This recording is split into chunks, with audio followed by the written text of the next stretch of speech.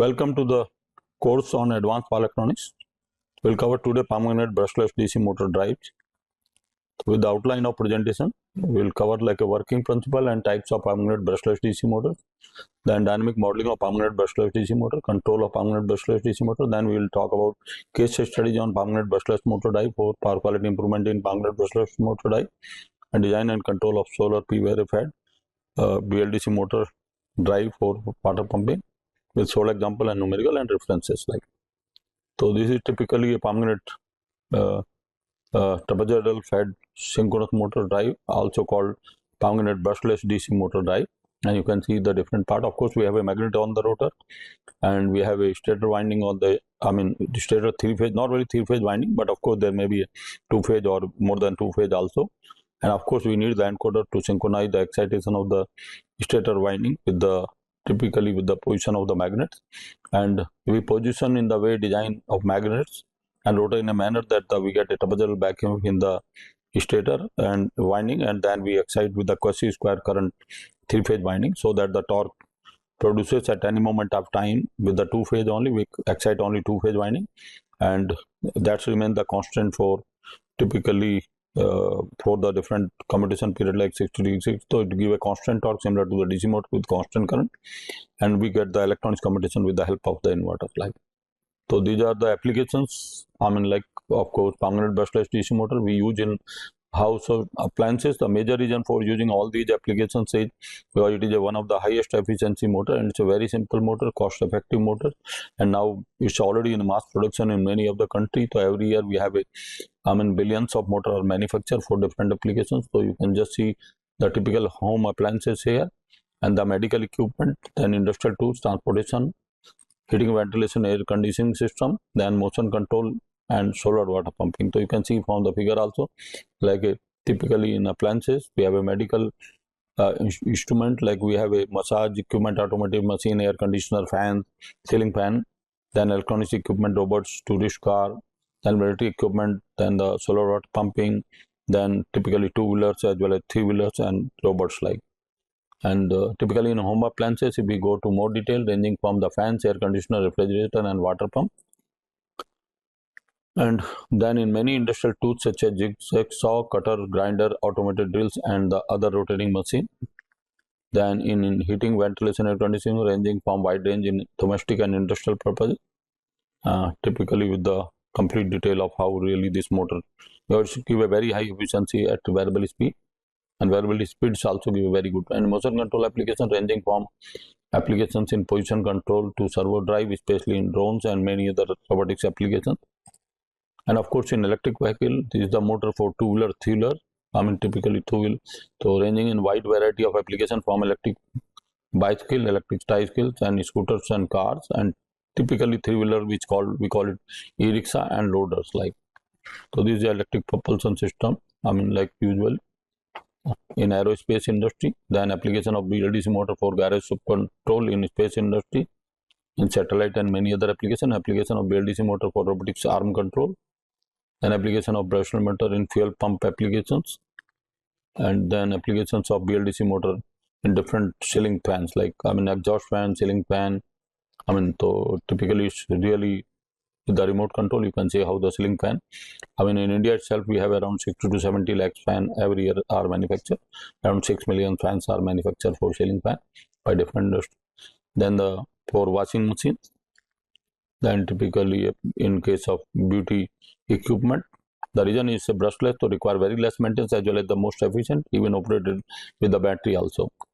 Then for application built in medical instrument, especially CT scanner, blower units. Then application built in medical instrument, especially microfood grade pump. Then military applications. The application of BLDC motor for solar based water pumping system, especially for very low rating, because this is a motor which give a very good efficiency even in 1 horsepower, 2 horsepower, 3 horsepower compared to the induction motor where we are using in mostly submersible pump. So here if you put the BLDC, of course we have to control with the inverter. So the BLDC give a quite good efficiency. It can give around even a 95% efficiency, where the induction motor in 1 HP it gives typically up to less than 1 horsepower. This motor give around 95% efficiency, where induction motor give around 60 to 70% efficiency. So you can reduce the around 20 to 25% size of the panel, which offset typically takes care the cost of typically whole system. So it's become entirely cheaper, solution compared to an induction motor with the for solar water pumping system, especially for low power application. Then of course in electric vehicle, now this is the typically for two wheelers, light two wheelers like called scooty as well as two bicycle. So this is 5 kilowatt 5000 watt motor 2600 rpm with the your length of 126 mm as well as the diameter with 206 mm. You can see kind of like this kind of motor. And then of course it's typically you have a typically a Ather 340 specification, where we use the BLDC motor of 2.8 kilowatt. Then the another application of Ather 440, where we have a motor of typically 5.4 kilowatt. Then the typically Avon e-scooter specification, where we use the BLDC hub motor with the power rating of 215 watt with the battery itself of 48 volt and 20 ampere hour only with the VRL, and charger also very rotary. There is another 250 watt with the Hero electric. They are very economical, as well as even you charge once, it can go even for around 65 kilometers single charge, even around less than 1 unit of electricity. Then this is by another motor of 250 watt by Hero Electric Optima specification. Then Platino Skyper of 250 watt BLDC motor for in 60 volt. Then the typically NDS Eco motors Leo, we use the BLDC motor 1.2 kilowatt and with a battery of 72 volt and 1 battery of 21 ampere hour.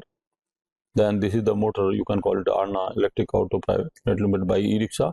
The motor is 1140 watt with the 48 volt 100 ampere hour battery, lead acid battery. So this is the vehicle of India today, where we have even running a several crore cell.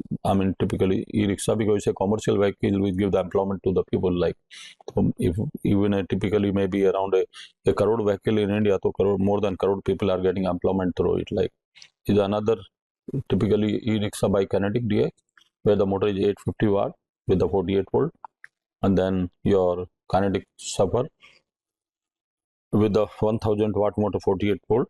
Then your typically your again Kinetic Suffer Shakti rickshaw loader with the BLDC of 850 watt with 48 volt battery, and then the BLDC with 1250 watt with Kinetic Suffer Smart e-rickshaw. And then the Kinetic Suffer Smart, another model of 850 watt. Then you have another model of Kinetic Suffer Smart of 1000 watt BLDC motor. Then you can see BLDC motor 850 watt with the solar panel of 360 watt, which increases the range about typically 50% of driving the vehicle, and this solar panel also charges the battery, and you are able to increase the range with the longer. Then you have a green card, electric green card, typically with the BLDC of 1250 watt. Then this is another, you can call it the e-rickshaw with the ice cream loader, typically e-rickshaw with the your motor of typically again for 50 watt and motor of 1000 watt. And then you have another, you can call it garbage carrier e-rickshaw with a rating of 1200 watt motor. Then you have typically the food vegetable soap with the motor of 1200 watt. And then you have a Mahindra E-Alpha, typically mini of e-rickshaw 1 kilowatt at 3120 rpm. Then the application of permanent base for different accessories of normal vehicle, electric vehicle. You can see where we have used the BLDC motor for starting from a headlight, optical driver, then electric pump, then electric stabilized motor, then electric steering, atomic health, and door lock and door open close motor, and seat cooling fan motor, and electric parking motor, as well as the air conditioning motor. So you have so many motors. Earlier we are using permanent brush DC motor which require maintenance, but now we are using permanent brushless DC motor. The controller is quite cost effective today. Like now, coming to principle and operation of permanent brushless DC motors. Now coming to typically the permanent brushless DC motors are also known electronically commutated motors, and these are three-phase synchronous motors that are powered by DC electric source via voltage source inverter, which produces AC electric signal to drive the motor, and three-winding three-phase winding on the stator and magnets on the rotor, and rotor position sensing is required for achieving an electronic commutation of BLDC motor via VSI. And this is typically the operating principle, how we excite the two winding at a time with the feedback of Hall effect sensors, and that produces the three-phase, and you have a magnets on the rotor. So this gives a very interesting, observation how we really can understand the basic principle of operation of it. So you don't have even sometimes you have a concentrated winding on the with selected pole, maybe 2 pole for each way. Now coming to classification of permanent brushless DC motor, we have again here the motor, and we also use for generator. In generator also we use for radial axial fill machine, club hole machine, and torus. In case of the generator used for your normal automobiles for the battery charging, we prefer the BLDC generator, because reason being, after the rectifier you not to use the filter for charging the battery, you will get very good DC voltage itself for the purpose of charging, and they are very compact because of we use the red magnet, and they are very high power density, and very low weight and compact, which is very suited for this battery charging in your normal vehicle also. And used in motor we have axial field, radial field. Axial field we have claw and disc motor. Typically both are disc motor are very popular in BLDC for number of applications because size is quite small, and rotor is a kind of disc and give a very fast response also. And then another is radial field, like cage motor with cageless. So normally the surface one segment or interior magnet. And the another classification is, of course, here we have brush DC motor of magnet machine and brushless DC. So we have a sine fed and rectangular fed. We already covered typically of sinusoidal fed. So today we will cover, of course, rectangular fed BLDC motor. And now again PMC, they also consider line start and inverter fed. Of course, here we have a sinusoidal and rectangular fed. So this is typically rectangular fed kind. And then we have a bar with cageless. So here this type of motor is a cageless, normally inset or surface mounted. So you say normally sometime even interior magnet also, because to operate the motor in a high speed around typically sometime 3000 to 6000 RPM, as you have seen in case of two-wheeler and three-wheeler.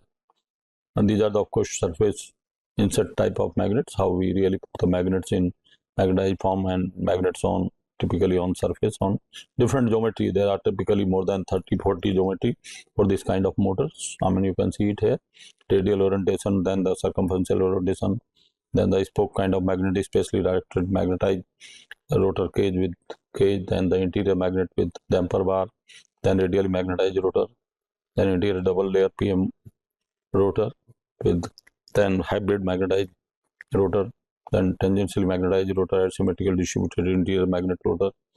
And these are axial field machine. Typically you can see here the rotor, typically magnets on the rotor and stator one, and then we have a typically rotor assembly as a disc and stator on both the sides. And then you have a typically axial flux motor for EV. As you can see how compact is this axial field motor. Very small axial length, which suits very well even in the below the you can call it the body, and then you just can put directly on the shaft also. And then this is a typical ideal electric for electric car. This motor suits very well, very compact and very small size. As you can see, part of the motor put to a vehicle, directly with a very systematic manner. So you can have even a motor for every separate vehicle also, separate wheel also. And this is, you can think about how the radial field and how the axial field motors look like as a typically as a basic principle concept to understand. So this is a typically a comparison of different PM rotor geometries. What is that rotor configuration, then advantage, limitations, power rating, and then how the applications. So there are plenty of application if you look into all this, typically your 22 geometry. And then we compare PMLDC and PMSM. Of course, PMLDC is with the square wave current, quasi square wave current for sinusoidal machine with the trapezoidal vacuum and stator flux position of 60 degree commutation each, and only two phases are on at a time, give the best operation, and mechanical power density is higher than PMSM, and torque ripple is, of course, at the commutation. So these are comparison of the two. Now coming to how an inverter turns and a BLDC motor. This is the three-phase inverter connected to three-phase winding, and at any moment of time, really we switch on only the switches which excite the two winding. So at a moment we excite two windings, the losses only of two windings are there. Third winding is not excited, the losses are not there, and both develop the torque, constant torque with the constant current, and that give the, you can call it performance similar to the your DC motor. And this is the different position of the typically of the rotor with the different winding excitation as you look into. So that, I mean, typically how it changes from one phase to another phase. I mean, 460 degree and movement of the rotor you can see with the all movement, how really it works. Coming to principle of BLDC, bounded brushless DC motors, based on the interaction of trapezoidal back EMF and waveform and the rectangular armature current waveform, and it adopts the concentrated armature winding in the stator with 120 degree coil span. As the permanents in the rotor cover 180 degree polar, the three-phase induced back EMF waveform are trapezoidal with 120 degree flat top region. And for proper operation, the machine is generally fed by balanced three-phase rectangular current with the 120 degree conduction period, which coincide with the flat top region of the back EMF.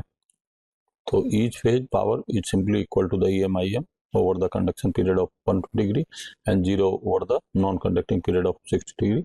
So at each instant, one phase power is equal to 0, while the other two phases are EM/IM. So this is a typically basic principle of bounded brushless machine. We have a back EMF which is in trapezoidal phase back EMF, and we are putting rectangular current into that. So during only the flat portion, so we get a constant torque.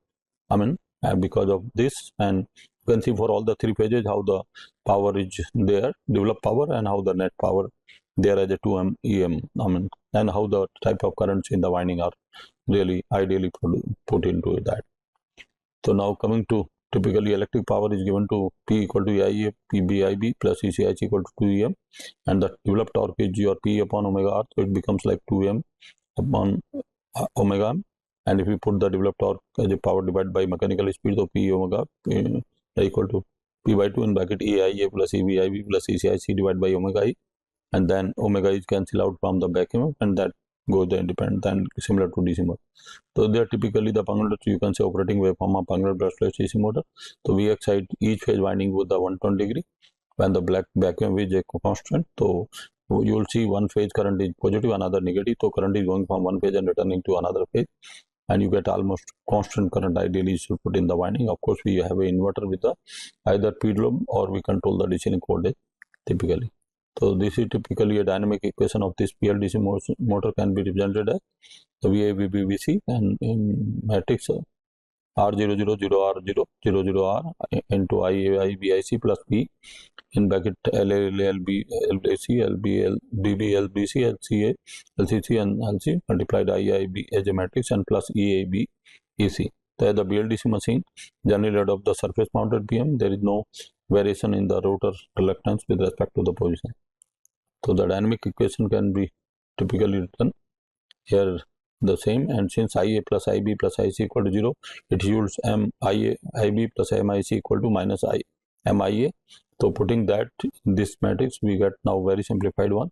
We have VBC in bracket R000R000R into multiplied a matrix of IIBIC, and in bracket L minus M00 and 0 L minus M0 and 00 L minus 1 into P as a derivative of IIBIC plus EABC, and this is the typically equivalent circuit of this. So here we have a three-phase winding which have a resistance drop as well as we have an inductance drop L minus M, and then the back of EABC corresponding to all three phases. And this is the equivalent circuit. Typically we have where the this your L1 is L minus M is the typically kind of inductance, R is the resistance, and E is the back EMF, and V is the voltage. So it's a simplified equivalent circuit of. So the advantage of this BLDC motor is high efficiency, compactness, ease of control, ease of cooling, and low maintenance and low noise emission. And the disadvantage is of course little higher cost, but cost is reducing with the mass production nowadays. It's become very cost effective and limited constant safety, magnet demagnetization, high. Of course, we have a good quality magnet and high speed capability. Of course, with the power construction and inverter failure, BLDC motor, because we are comparing that inverter like in. Now coming to control of permanent brushless DC motor drive.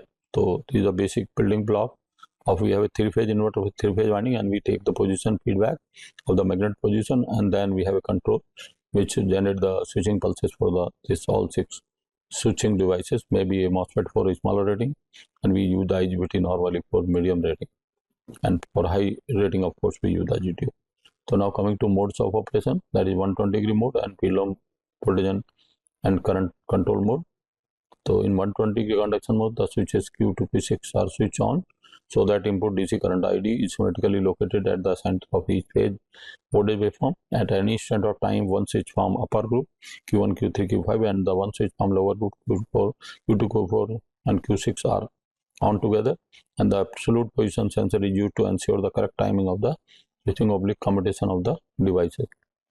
And this is the 120 degree conduction mode. You can see how the typically you have the BACM trapezoidal waveform and the current how you are putting with the gating signal corresponding to, and current ideally we should put a constant magnitude current which is decided by the torque required and how the switching signals are generated together.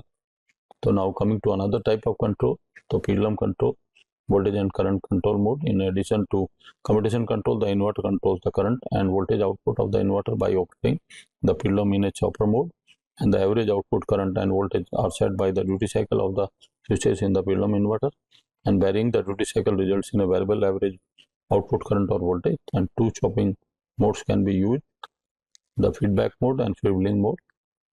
This is the pendulum control, because pendulum, of course, with the control we can get only some ripple in the current because of switching, but of course if we have a high frequency thing, we can maintain very good small current ripple into that, but the control is by same inverter like in that case. So now in the feedback mode, two switches are switched on off together, and where the freewheeling mode is there, chopping is performed only by one switch at a time. So during on the time of the switches, considering Q6 pair, the currents of phases AB shall increase, and during off time, these switches the current will decrease the feedback diode.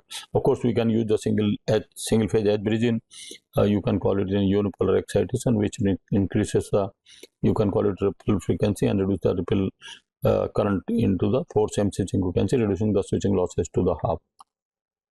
So the average terminal voltage VAB is determined by the duty cycle of the switches in the freewheeling mode of operation, where Q6 is turned on, VD is applied across the AB, and then the current increases where Q6 is turned off. The freewheeling current flows through Q1 and D3, effectively short-circuiting the motor terminal, and that is freewheeling, and the current decreases due to the back EMF. Now the back EMF is proportional to the rotary speed, which is given as Vc equal to k omega r, where k is the back EMF constant, omega r is the mechanical speed radian per second, 2 omega r upon p, and the steady state DC circuit equation for any switch combination is Vd equal to 2 in bracket Rs Id plus Vc, and the torque expression can be written as T equal to Kpid equal to Ktid, where P is the number of poles, and the base torque defined as T base equal to Ktid at Id equal to Isc, where Ic is the short circuit current given by the Vd upon 2Rs. Therefore, the base torque is K base equal to Vt Ktvd by 2Rs. And these are typically a torque speed characteristic. So drop is from no load to due to the voltage drop in stator resistance. And this is the typically firing or getting sequence of the permanent brushless inverter for the permanent brushless motor die. How you really from the Hall sensors we derive the pendulum signal for all 6 switches. And this is the typically switching sequence in BLDC motor typically in pendulum mode. How we generate the from Hall signal typically the gating signal of the for all the phases, and this is typically in pendulum pattern. I mean during that 120 degree we use the pendulum signal, of course controlling the voltage at the output. Here we control the voltage only. Duty cycle is used for the control of the voltage, but we increase the frequency so that the ripple current is reduced. So now coming to modeling of permanent brushless DC motor die consists of modeling of speed controller, modeling of reference current, modeling of current controller, modeling of permanent brushless DC motor die. So the speed controller can be any type, proportional integral control, that is minimum because of integral action. We got the zero steady state error, or we can use sliding mode control, is also called robust controller, or variable structure controller, or fuzzy pre-compensated proportional integral controller. That gives the advantage that you know to tune the gain of PI and you get the best response, because we have a fuzzy pre-compensation term to take care of the dynamic. And then we have a hybrid of fuzzy and PI. So hybrid means when we away from the set point we use the fuzzy, and when we have a set point we use the PI control, so that steady state error are zero, as well as we avoid the chatting due caused normally by fuzzy controller. So coming to now modeling of speed controller, coming to PI controller. So TK star equal to TK star K minus 1, plus kp in bracket k omega ek minus omega ek minus 1 plus ki omega ek, where omega ek is the speed error, omega r k minus omega r k, and slide mode controller is torque output is T star. Of course, we have to limit it within the decided by the rating of the motor or decided by the controller. So Tk star equal to C2 x1 y1k plus C3 x2k yk2, and C2 C3 are the gains of the controller. Y1 is the speed error and y2 is the rate change of the speed error. And the fuzzy pre-compensated, we have a Trk equal to Trk minus 1 plus Kp omega dash Ke plus omega Ki omega dash E. This is a speed error but with the pre-compensation. And hybrid fuzzy is Tk star equal to Tk star plus Kpi Tpi plus Kfc Tfc. So we have a Kpi and Kflc are the degree of belongings of Pi and fuzzy controller. So that's have a kind of the weight. So when we are closer to the set point, we more activate the PI controller. When we await the set point, we activate the fuzzy controller, so that overshoot and undershoot are avoided. What are the drawback of PI controller taken care by fuzzy controller, and what are the drawback is by fuzzy controller taken care by the PI controller. And then once you get the reference torque from speed controller, we get the reference three-phase reference current IA star equal to T star divided by KB, and AB equal to T minus TB upon KB, IC equal to 0, where II, BC are the three-phase reference current, four phases ABC respectively, KB is the vacuum constant. Now coming to modeling of typically current controller, so we have again similar to TK, I plus KP. That's also we can use the PI controller similarly, or we can use a hysteresis controller that we can compare with the sawtooth wave of the pendulum. So K1 delta I, that is your current error greater than MT, then SA equal to 1. If K1 delta I is less than MT, that modulating signal, then SA equal to 0. Similarly, for we have a K1 IB greater than MT, then SB equal to 1, then K1 IB is less than MT, then SB equal to 0, then K1 delta IB greater than MT equal to SC equal to 1, then MT equal to S equal to 1. So delta I is equal to IA star minus IA, and delta IB equal to IB star minus IB, and delta IC equal to IC star minus IC, and K1 is the gain required for the amplifying the current error before comparing it with the carrier waveform MT. Now coming to modeling of BLDC motor, so PIX equal to P is the derivative d upon dt, and equal to Vxn minus Ix and R minus Exn divided by Ls plus M, where n belongs to the number of phases, and P omega r equal to P by 2 in bracket T minus TL upon J, and P theta equal to omega r, because we need the theta here also typically because of the position for feedback. And of course your three-phase motor, the first difference equation they give a 3, so 5 differential equations are solved for current, speed and position. So where P represents the d upon dt, Ix represent the current in phases X, and Ex represent the vacuum of X, and Ls is the self-inductance, and M is the mutual inductance, R is the resistance of your motor winding, and P is the number of poles, omega is the motor speed, theta is the rotor position, J is the inertia of motor and load combination, TL is the load torque, and the T is developed electromagnetic torque of the motor, and may be expressed as T equal to in bracket EIA plus EBIB plus ECIC divided by omega r, where omega r is the rotor speed in electrical radian per second, and this expression for the torque turns into the computational difficulty at the zero speed as the induced voltage, induced EMF R0. So for that, vacuum EMF may be expressed as a function of position, which can be written as E equal to KB FA theta omega r, EB equal to KB FB theta omega r, and EC equal to KB FC theta omega r, where FAB, EC are the function of rotor position with maximum value plus minus 1, and are identical to topological waveform with the phase shift of 120 degree, and the torque expression now becomes, when you put the value of vacuum, so T equal to KB in bracket FAIA plus FBIB plus FCIC. So now where the vacuum F function of unity plus minus 1 is F equal to theta equal to 1, when your theta varies from 0 to 120 degree, F equal to theta, F theta equal to 6 upon pi minus theta minus 1 for 120 180 degree, and F equal to Fa theta equal to minus 1 for 180 to 300 degree, and Fa theta equal to 6 upon pi, that is theta minus 2 pi plus 1 for 300 to 360. So this give the modeling of the trapezoidal back EMF with the amplitude unity, but we multiply from the magnet constant that give actual back EMF. The function of f theta will be similar to f theta with the phase difference of 120 and 240 degrees respectively. And this is the switching state for electronics computation of BLDC.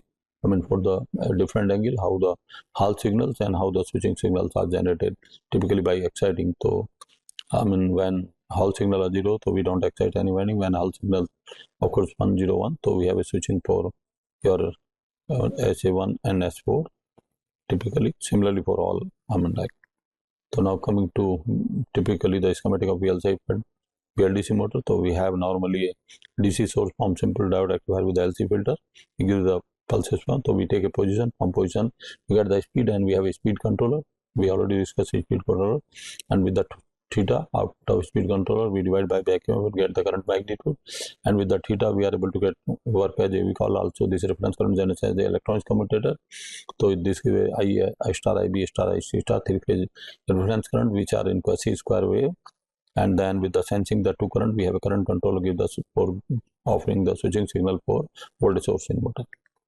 And this is typically for your cycloconverter type. So we have position again with the speed.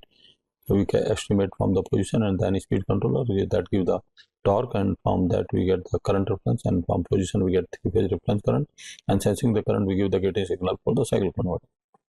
And similarly we have again the typically here position, then we get a speed and speed controller that give the torque divided by the vacuum constant, we get a reference current magnitude.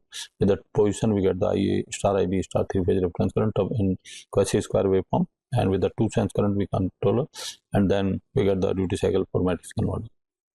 And this is typically a current source inverter for BLDC. So current source inverter we get the position, from position we get the speed, and then speed controller we get the magnitude of current, that's a DC link current, and we sense the DC link current, and from the current controller the magnitude goes to this input converter, I mean, which may be your either the thyristor converter or it can be another converter, Pilum converter.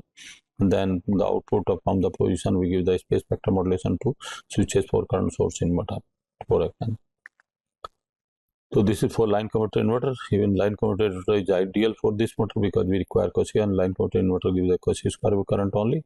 So what we have here, position we estimate the speed, and we have a reference speed, then given error is given to speed controller, which gives the magnitude of DC link current, we sense the DC link current, and the current controller control the thyristor converter, which is work as a rectifier, and then the current control output we give the firing signal with the proper synchronization of the position again for line converter inverter. And this is normally used for high power rating, and it gives the really line converter inverter give a very ideal current typically in case of in the your BLDC motor, and we have almost ideal current because of the constant current from the DC link. So this is typically the with the closed loop control operation to pendulum back and winding current. And you can see how with the position signal, which we talk about back signal of unit amplitude and the current references. And now coming to closed loop control of BLDC motor for implementation, we have a BLDC motor here with a connected load, and we have an encoder which gives the position give to the processor, and in processor we have a typically you can call it reference speed, then we have a speed controller that gives the magnitude of current, and then we have a typically a current sensing also, maybe single current sensing at the input inverter, and then we have a current controller, and with the position we get the switching signal for the for the inverter with the optical isolation with the gate to isolating.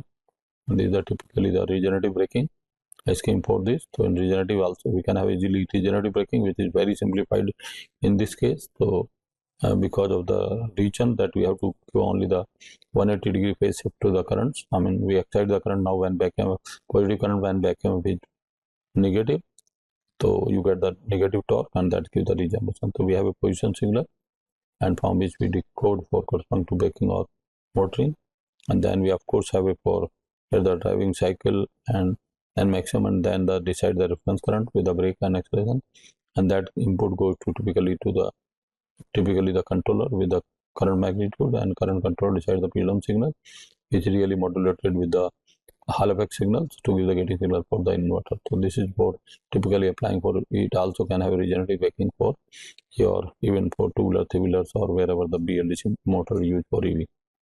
And these are typically current circuit of inverter driven three-phase BLDC motor. Where three-phase winding is there, and this is again the phase current and vacuum in case of developed torque profile in the, you can say, constant torque, ideally we should get, but we get, because current cannot be really case at the competition, so we get a small torque ripple also because of the current variation competition. And these are typically the mode where S1, S4 are conducting, so we have A and B phase conducting. We operate normally as a edge bridge. This is, you can call it freewheeling mode, and then with that we get the typically the you can call it this kind of current and back EMF, phase current and back EMF, and those are Hall signal. To get Hall signal also we have to decode for 1 group, acting the winding for 120 degrees. And this is typically the kind of mode when during regeneration, and with the typically how it goes for regenerative mode. And these are typically the speed with the battery current, then the battery power during regeneration, moting and regeneration, how it really goes. And this is typically with the, you can call it your battery associated with the your regenerative braking plus mechanical brake, or with the mechanical brake. Now this is BLDC with the hysteresis current controller, or we call, sometimes people call it like your direct torque control. So we have a flux, we have a torque, we have estimated flux and estimated torque from the voltage and current, and then we typically get the flux error, torque error. We have a 3-level torque controller and 2-level flux controller, which we give with the position. We give the vector selection table for direct torque control, and we get the switching signal for the inverter. Of course, we have a estimation of the flux as well as the torque from these blocks.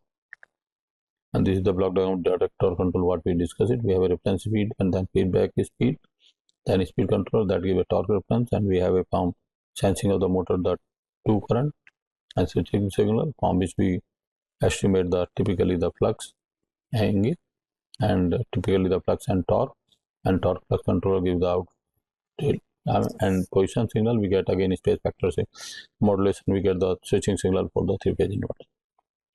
And this is cascade sliding mode PID for BLDC. So we have a reference, so we use sliding mode control, then typically the output we give to PID control and then go to the process. So coming to sensorless control for BLDC motor type, sensorless control is very popular. The reason being the cost of the sensor is also reduced, size of the motor also reduces. We got 1/3 size of the, normally in many cases the size of the sensor, and you can operate over a wide speed range also. Like it's a very extensively used in computer peripherals as well as in many other applications also, even including ceiling fan nowadays. The advantage of operating under sensorless control is high reliability, anti-disturbance capability, and overcome the commutation torque ripple.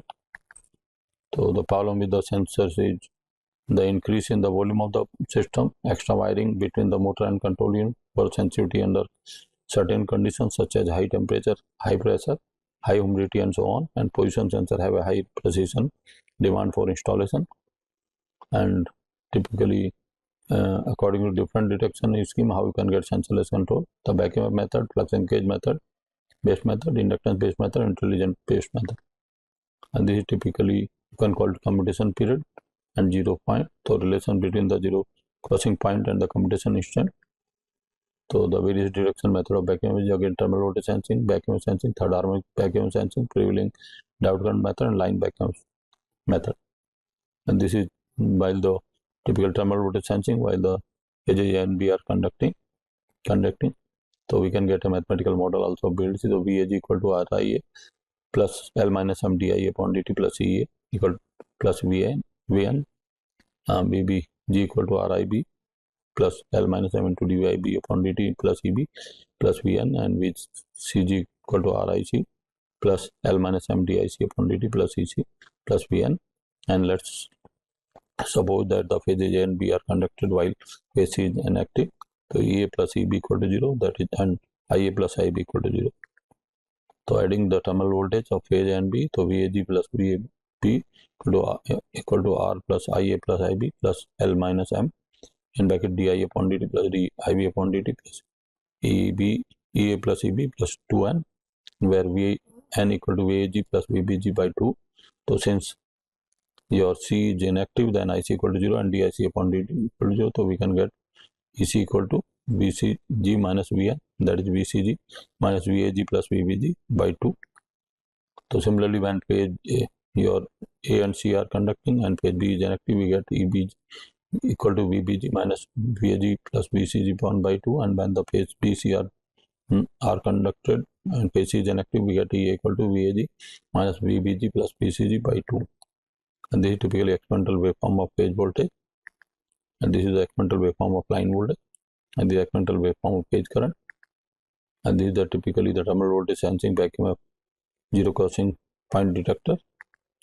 So coming to like working of typical hardware for the terminal voltage sensing, if the vacuum of the non-excited phase equal to the 0, the corresponding terminal voltage for this phase will be equal to the neutral voltage, and that is if the phase C is inactive, VCG will be equal to Vn equal to while EC equal to 0. Therefore, the vacuum zero crossing signal will be gained if we compare the output signal of filter with the virtual neutral point signal. So that compares the integration of the inactive phase vacuum with the threshold, and it is the commutation instant of this phase when the integration of the vacuum reaches the threshold. And these are typically how the relation between vacuum integration signal and the commutation signal like. So you get the signal from it. So the vacuum varies approximately linear, then the function of sloping can be put as a representative ET equal to plus minus ET E0 into T. When the vacuum is in non-excited phase crosses 0, the integrator becomes to work then U out equal to absolute 0 to T ET on K dt, that is equal to E0 T square upon 2K absolute value, and where the E0 is the gradient of the sloping point, and U out is the output voltage of the integer, K is the gain constant of the integer, and the phase commutation instant is U out equal to absolute value of 1 upon 2K Ke omega upon T into T square equal to 1 upon 2K into Ke omega T equal to absolute value 1 upon 2K Ke 5 upon 6 to U threshold, where U threshold and Ke is the coefficient of the vacuum. So now the coming to the third harmonic vacuum, the Fourier decomposition is applied for the vacuum in three-phase winding. So E equal to E1 sin theta plus E3 sin 3 theta plus E5 and 5 beta. Similarly, EB E1 sin in bracket theta minus 2 by 3 E2 E3 sin 3 theta minus 2 pi by 3 plus E5 sin 5 theta minus 2 pi by 3 and so on, and plus EC equal to E1 sin theta minus 2 pi by 3 plus E3 sin theta 2 pi by 4 pi by 3 plus E5 theta minus 4 pi by 3. So by adding the three phases, that EABEC equal to 3 E3 sin 3 theta plus 3 E3 9 theta plus E1 5 sin 15 theta plus so on equal to almost 3 E3 sin 3 theta. So phase equations of vacuum can be written as V equal to RAIE plus L minus M di upon dt plus EA. Similarly, BB equal to RIB plus L minus M into DIB upon dt plus EB, and VC equal to RIC plus L minus M DIC upon dt plus EC, and IIB is equal to 0. So V sum equal to VA plus VB is equal to 0. Putting a value here in bracket R plus L minus M d upon dt into IA plus IB plus EABC EC, that becomes the EA equal to EA plus EB plus EC, that is 3 E3 sin 3 theta, and third harmonic flux is given by pi 3 equal to integral of pi sum dt, and zero crossing point of the third harmonic flux is a commutation instant, as you can see here. I mean sum and high flux, so that virtually the integration really takes care of actual zero crossing required for typically for phase commutation. So relation among the commutation time vacuum and harmonic cell flux linkage. And now the filling diode method, the third phase conducted method. So design diagram for flow that is shown how really the devices are filling diode. As you can see here, your typically of T2 and T4. I mean, from that you get the typical filling diode method, third phase conducting pendulum method. So you can see the vision here, how we are getting the shaded portion from which get the commutation instant corresponding to that. So the filling diode method, here we take again the diode voltage, I mean typically, and which we compare with the threshold, and that gives the signal which we isolate with the optocoupler. And this not to be high frequency, the very low cost optocoupler can be used for this purpose, for detection of the filling diode to really give the position signal. So coming to line back EMF method, the commutation instant of the windings back EMF are decided directly through the zero crossing point of the line back EMF, and effectively it improves the commutation accuracy in speed control. No need to calculate the delay angle. This is typically principle of flux linkage based method. So we are sensing typically here the voltage and current, and from current we have a reference current. So we have a current error, and then we have a typically the back EMF. So from this we calculate the flux, and then we go to the difference and current calculation for the position calculation theta star. So now the coming to flux linkage method based motor voltage equation is U equal to Ri plus phi upon dt. Where U is the phase voltage matrix, I is the phase current matrix, R is the phase winding resistance matrix, and C is the matrix of flux linkage. So flux linkage can be obtained as phi equal to 0 to t in bracket U minus Ri into dt. So basic principle is the amplitude of current which is generated by injecting a specific square wave voltage pulse into the winding is measured, and then the difference between the inductance is obtained by comparing the amplitude of the current, and thus we can determine the rotor position. So the total flux of each phase is phi sum equal to phi rotor plus L dash I, L dash I equal to L minus M, and the current typically current pulse I plus and I minus is injected into the extra winding, then L dash plus equal to phi sum minus phi rotor by I plus divided by I plus, that is delta phi plus upon I plus as you see in the diagram, and L dash minus is phi sum minus phi rotor divided by I dash minus equal to delta phi minus upon I minus as in the diagram are the defined. So we can get the difference between the inductance by detecting the current pulse and the rotor position. So the response of current I plus is faster due to L dash plus is lesser than L minus dash. Therefore, by detecting the position and negative phase currents in appropriate time interval, the differences in inductance can be determined. So this is typically current responses with different inductances. So coming to basic, the relationship is established between voltage, current, and rotor position of BLDC motor with the help of such theories such as artificial neural network, and typically your fuzzy strategic genetic algorithm, adaptive artificial algorithm, etc. Then the rotor position or commutation signal for sensorless control are acquired through the measure motor voltage and the current signal. So here I have a different strategy: sensorless control based on disturbance observer, sensorless control based on Kalman filter, sensorless control based on sliding mode controller observer, and position sensorless control using wavelet neural network. And this is typically built in control with sliding mode observer. So we have a current and position from which we estimate the speed as well as position, and then position goes to speed controller, and then output of this goes with we get the current reference and we get feedback the current to go to current controller, and from position we give the commutation for inverter switching. And this is the sliding mode observer, how we really go through. We have input voltage, then we have a typically the current sense, and then we have a typically the estimator here to get the position, and with the proper feedback like using the relation for. And this is the structure of your typically your wavelet neural network to get the typically the position with the input signal. And this is another topology of your typically of wavelet neural network. And this is the typically online training scheme of your wavelet neural network for the position estimation. So now coming to determination in universal rotor position is time still and starting method for sensorless control. So first is two method: inductance method and rotor locating method. So first is the inductance method. Then impulsive voltage is injected in the stator winding, and the initial rotor position is obtained by differences among the each stator winding inductance, which is by the current response at a specific interval, and requires a large amount of computing time and high precision current measurement.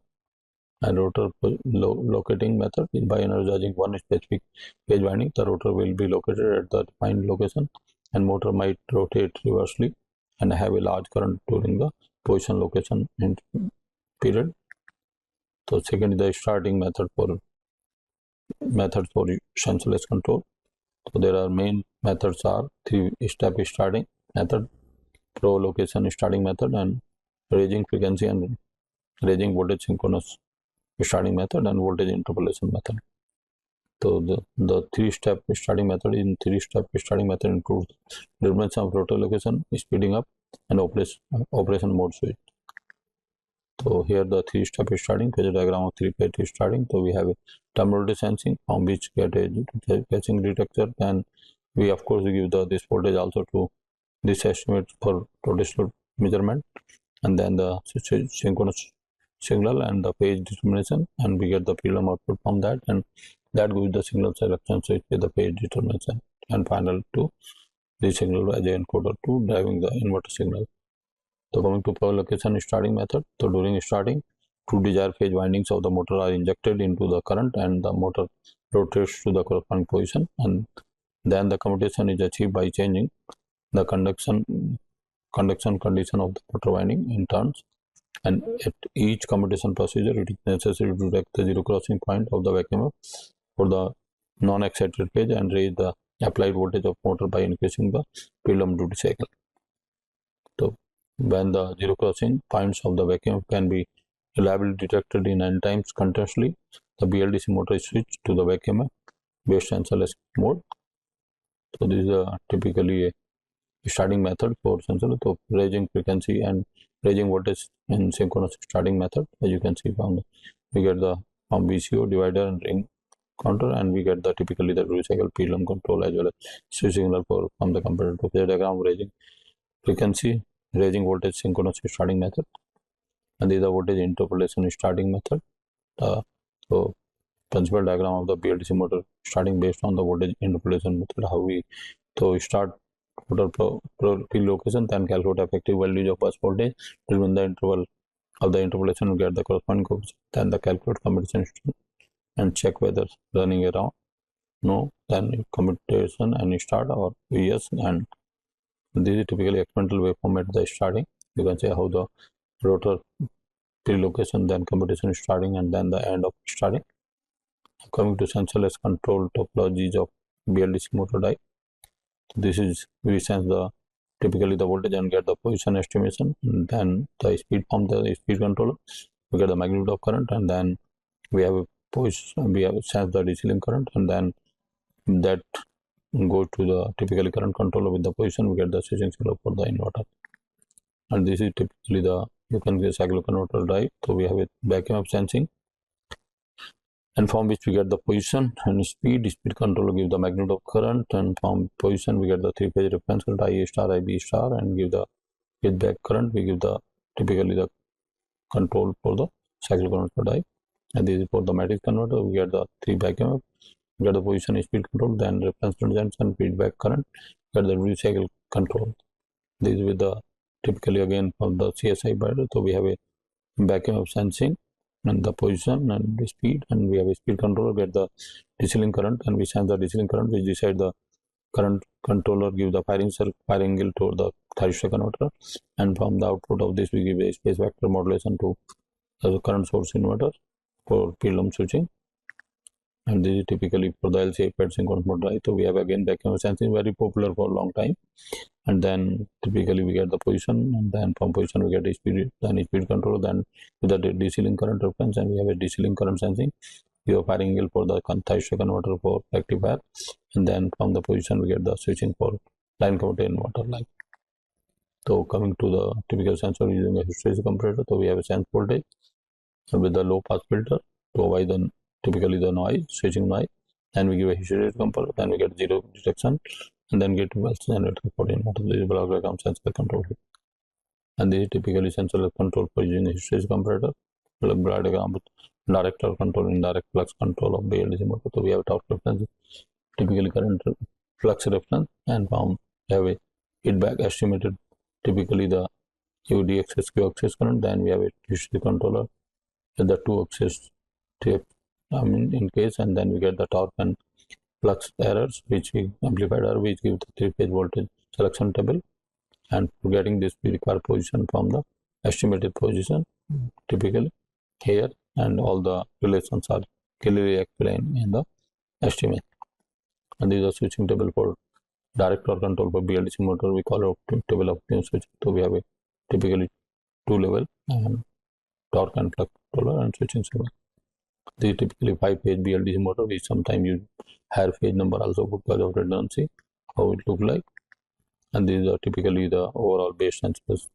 We get the vacuum, typically the sensing signal, we get the from the 5-phase voltage, we get a V alpha beta, then we get a, from current sense we get I alpha beta and the L beta alpha, then from actual sense current also we get I alpha beta, and from which we give a feedback and we are able to get the vacuum, and then phase detection algorithm get omega as well as theta. And this is typically the sensor control of 5-phase motor. Frequency speed, we have a estimated speed control give a magnitude of current. Then we have position, from position computation logic we get the reference current, and for all 5 phases, and the actual current we have a current control to give the reference voltage, and with the help of this we give the switching signal for this 5 lag inverter for switching the 5 lag of voltage source inverter. Now coming to various converter topology for BLDC motor die. This is simply unipolar for 3-phase BLDC motor which are used very low power rating like computer peripherals. So where we can, the advantage of this that we don't need isolation of gating circuit, because device base gate drive can be for the only common base, and apart from that we reduce the devices also the number. And of course we use the IGNOU drive to limit the typically the voltage across the panel. So simply unipolar scheme used for very low rating motor, 5-6 watt motor, maybe computer peripherals as well as where we want to supply the control. So these are typically how the your bipolar and unipolar waveform are there for. And then this is another C dump controller, where we have a typically the current flowing into 3-phase BLDC. There is another SEPIC single and primary BLDC motor type, and this is the equivalent circuit when switch on and diode is up. And this is a boost converter at BLDC motor type. We have a with the battery we have a boost converter to have a voltage what is required for DC for the motor, and then we have 3-phase inverter. Then we have a typically here you can call it the buck converter, because in that we can control the DC link voltage, and then you can use the only for the computation this 3-phase VSI and switching losses are. And then when we have a buck boost converter, typically here advantage is that we can control the DC link voltage in many applications, and the inverter switches can be operated at fundamental frequency which reduces the loss in the inverter. Then the buck converter which give again the buck boost topology, and you can control the voltage from low to high, so DC link voltage control and the inverter work as electronics computation. Similarly for your SEPIC converter we give a buck boost converter from 0 to maximum voltage, and you control the speed from DC link voltage, and the inverter work as electronics computation. Similarly for zeta converter also we control the DC link voltage at the DC link of inverter, and we use the PWM 3-phase VSI as a PWM inverter. And this is then Landman converter, so where the DC link voltage is controlled and the inverter work as electronics computation. So coming to fault tolerant inverter topology for BLDC motor type. So here we have high speed low inductance BLDC motor in aerospace applications, so where we are using buck converter with redundant switches, so that, and typically on the motorcycle also we have a fault and protective device in between, and then 3-phase full bridge with an additional lag, and then we have a switching, typically switching corresponding to the additional lag, this bidirectional switches here which give the redundancy for it. And this is the typically initial and position typically post fault topology, the pre-fault topology for an post fault topology, and then the pre-fault and for different kind of fault like and this is typically the output voltage of buck converter after the fault, typically open circuit and short circuit fault, and these are typically you can call it buck converter after the fault in F3, and this is the discharging circuit of the fault in F2, and this is the output voltage of buck converter in discharging process after the fault in F2, and this is the output voltage of buck converter in discharging process after the fault F2 with different motor speed with the resistance R1 equal to 1. This is the path for T1 short circuit into 3 turn on, and this is the typically the configuration with the fault. You can say post fault, fault occurrence, and then the post fault operation, and this is a typically fault occurrence and pre-fault with the simulated result how the fault is reality, and the typically similar is the configuration fault 3 F3 for different kind of fault like here the branch is on, then type F1 fault and type F2 fault, the current and all these signal, and F3 typically fault, then F4 fault, Now coming to hybrid converter topology for reducing torque ripple in BLDC motor. So this BLDC with two-level inverter circuit is usual, and here it is the equivalent circuit during the commutation period. How really is really operating. This is the SAPI converter with the three-level inverter. The SAPI converter responsible for controlling the voltage. The inverter can work typically as you can call it as a commutator. And these are the different modes for 1 and 2 3-level inverter and 3-4 modes. And typically the block diagram pre-long control for 3-level inverter, and where we have typically the 0 for voltage balancing, also PI controller, which gives the feedback to corresponding to to regulate the voltage along with rectangular wave. And then we have a 45 seconds 3-level inverter BLDC with the speed control and pre-long change.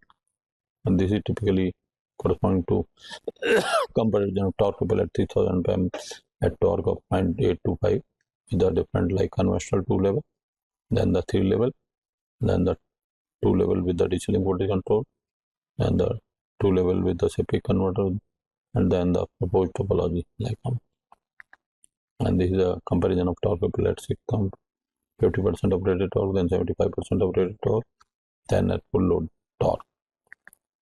And this is typically the experimental setup for 3-level NPC and modify SAPI converter. So coming to 4-switch 3-phase BLDC motor, sometime to reduce, we take a midpoint of the inverter for low power rating, it work well, and you are able to reduce the switches also here. And this is the typically how there are 4 switches such as 00, 01, 10, 11. The motor load is replaced by resistor, and then the switches are replaced by symbol. So 4 switch converter topology for 3-phase BLDC motor, and these are the typical operation how really it is operating. Like the operation in different mode. Of 4 switch converter, and the switching signal of 4 devices are in for all 3 phase, typically on the vacuum and current profile. And these are detailed equations according to the operating modes. Then the implementation of direct torque control pendulum strategy, like for this 4 switch topology, then another mode S4, S4, S5. And then how in all 4 active phases, then silent phases, as well as switching device, and this waveform of switching sequence, and current regulation of real switching sequence. Now coming to case study, especially power factor correction in BLDC and brushless DC motor drive. So this is the typically a conventional BLDC motor drive with 2-stage power conversion, PFC and voltage control, speed control. So we have a diode rectifier, after that we have capacitor. So we have a PFC stage operating continuous conduction mode and DCM mode. Then second stage is your conversion from DC to DC conversion to control the receiving voltage, and then we have an inverter for commutation. And then of course we have feedback opposition as well as current for controlling this. We have PFC control, we have a voltage control, but we can combine this if we use the power converter like. So after diode rectifier with a small capacitor, we can have a power factor correction plus voltage control both together in CCM and DCM with power factor control. And of course with the position feedback and current feedback, we can have a switching from the inverter. So now coming to here, lower typically single stage power factor correction with the speed control using variable link DC link voltage. So it gives the lower losses in single stage power conversion and less number of components, which leads to lower cost and speed control by controlling the DC link voltage of voltage source inverter and fundamental frequency switching of VSI and low switching losses and very less amount of sensing requirement. And this is typically the power factor correction technique. So we can operate in a boundary conduction mode or discontinuous mode or mixed mode conduction mode or continuous conduction mode. So all these 4 modes for your DC-DC power factor correction converter we can operate. So this is typically a power factor current shaping. So normally what we have here in this boost converter, we have a small ripple filter LFCF, and then we have a PFC boost converter with the LI, and typically your MOSFET and diode. And you can see how typically the inductor current LI current is there with the voltage rectified and the current. So very small with the current ripple, how the control is there for this continuous conduction VDC and VDC star reference. We get the output with the PI controller, and PI controller output we multiplied with the phase of supply voltage, and that gives the reference inductor current, and we have input current. And then we use again PI controller, which gives the control voltage for comparing the sawtooth waveform for the switching of this boost converter switch like. Then, or we can have even this discontinuous conduction. So LI we design in case of discontinuous conduction, as you can see the current waveform, and which are typical discontinuous, but the fundamental is red color, which is in phase. But and then control gets simplified. We have to sense only DC link voltage. With the reference, we have a PI controller, and directly we give the triangular wave. So we are not sensing here the input voltage and input current. Two sensors are eliminated in this case. But the disadvantage, the peak current is quite high, so device rating and diode rating goes quite high in this case. This is called discontinuous conduction mode. So there is a comparison for CCM and DCM. The continuous conduction current in the inductor or voltage across capacitor remains continuous in switching period. Require 3 sensors for operation, 2 voltage and 1 current sensor. Use a current multiplier approach for operation and lower stress on PFC switch, and suitable for high power rating.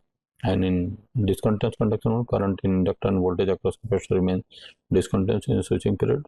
Require single voltage sensor and use voltage power approach for operation and higher stress on power factor correction switch, and suitable for low power rating.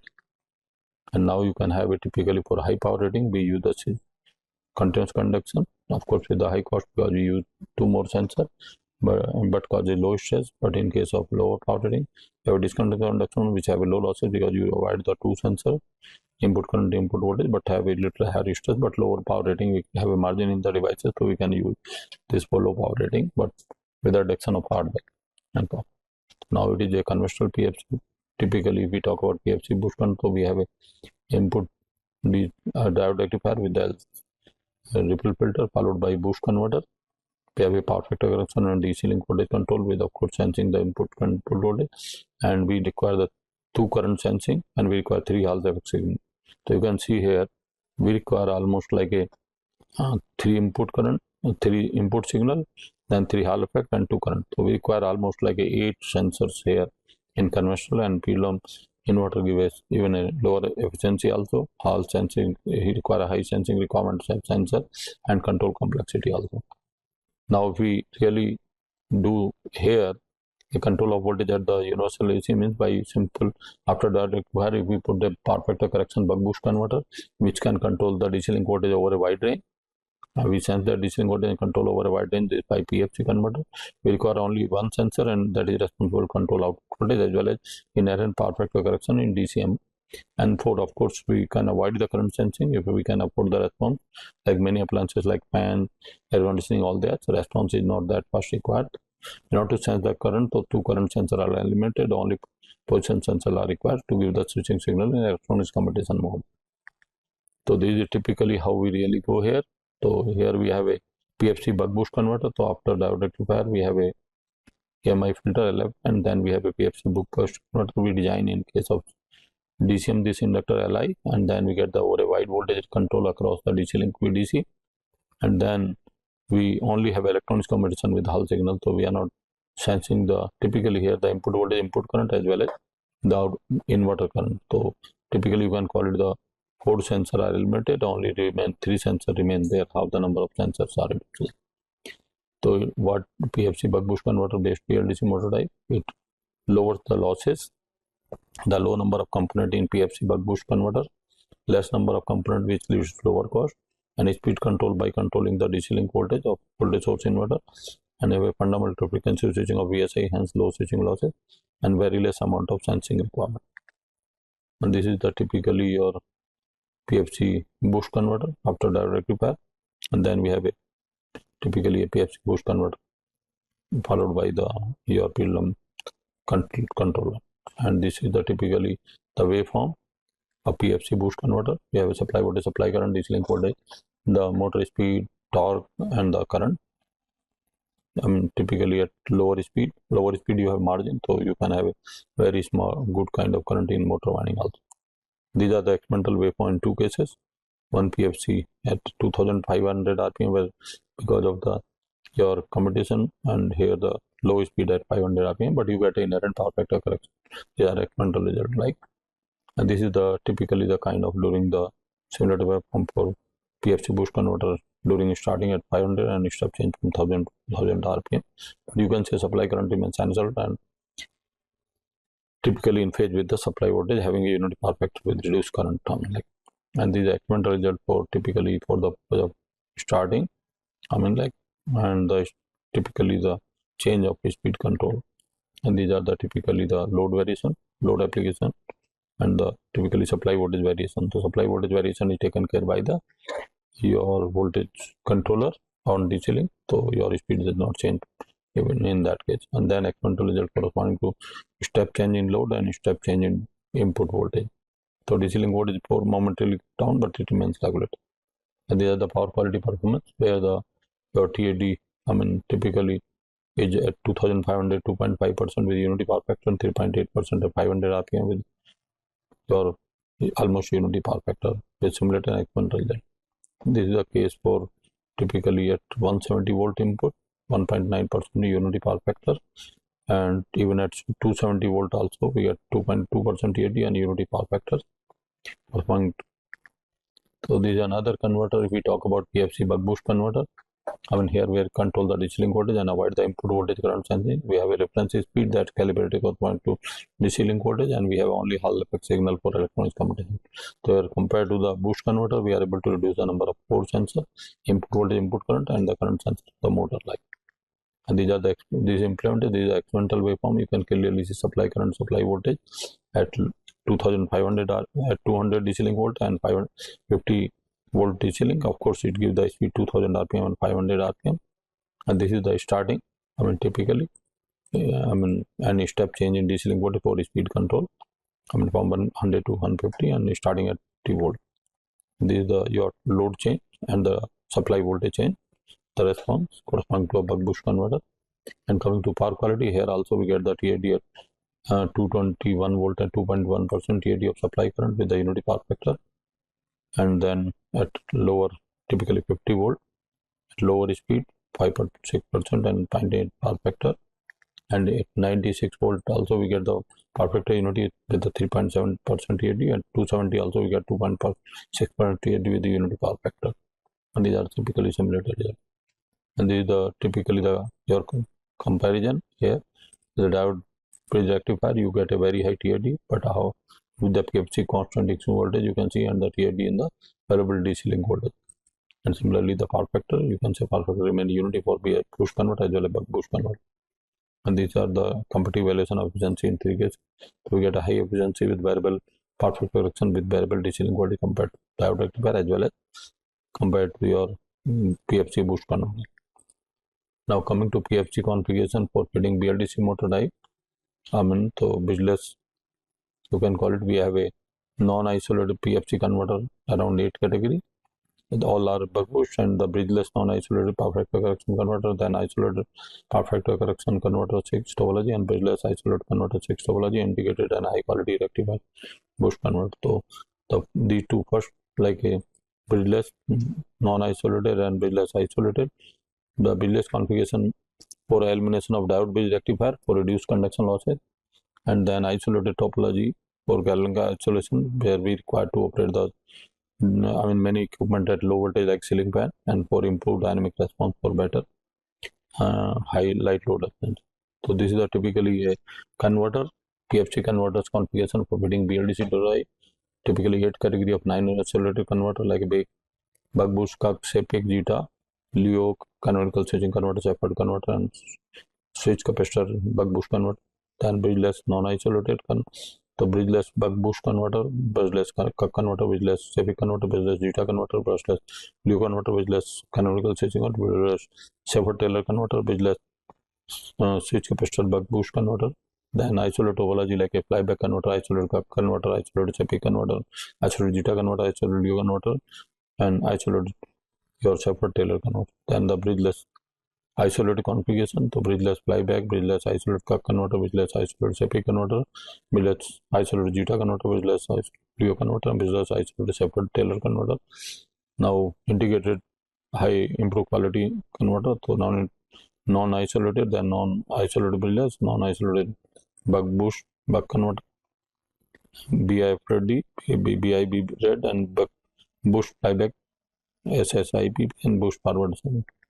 Now coming to non-isolated power factor correction converter for BLDC motor drive, We have a typically here configuration of non-isolated PFC converter for feeding BLDC motor I, typically buck-boost, Cox, Epic, Zeta, Leo, canonical switching, Shepherd and Taylor, and switch capacitor buck-boost converter. And these are the typically simple PFC buck-boost converter, and the PFC Cox converter, and PFC Epic converter, and PFC Zeta converter, feeding the BLDC motor by controlling the DC link voltage for the motor. And then the PFC Leo converter, PFC canonical switching converter, PFT short circuit buck boost converter, and PFC Shepherd Taylor converter. So coming to PFC buck boost converter motor die, so here what we have, typically as I mentioned, we design LI in DCM, so we sense the DC link voltage, and we have a typically short comparison, so we compare it typically. We have a here the reference speed, we sense the voltage which is really equivalent to speed, and from which we have a error of these two, we give to voltage controller. Here reference voltage, we compare with the sawtooth wave to give the switching signal for the buck boost converter, and of course from the position sensor we have electronics computation for the inverter. So by controlling the DC link voltage, we control the speed. So we neither sense the input voltage, input current, only DC link voltage is sensed, and position signal are sensed. So how the number of sensors are there? These are the different modes of your buck boost converter. So we have a switch conduction, diode conduction of the two conductor, and corresponding waveforms also.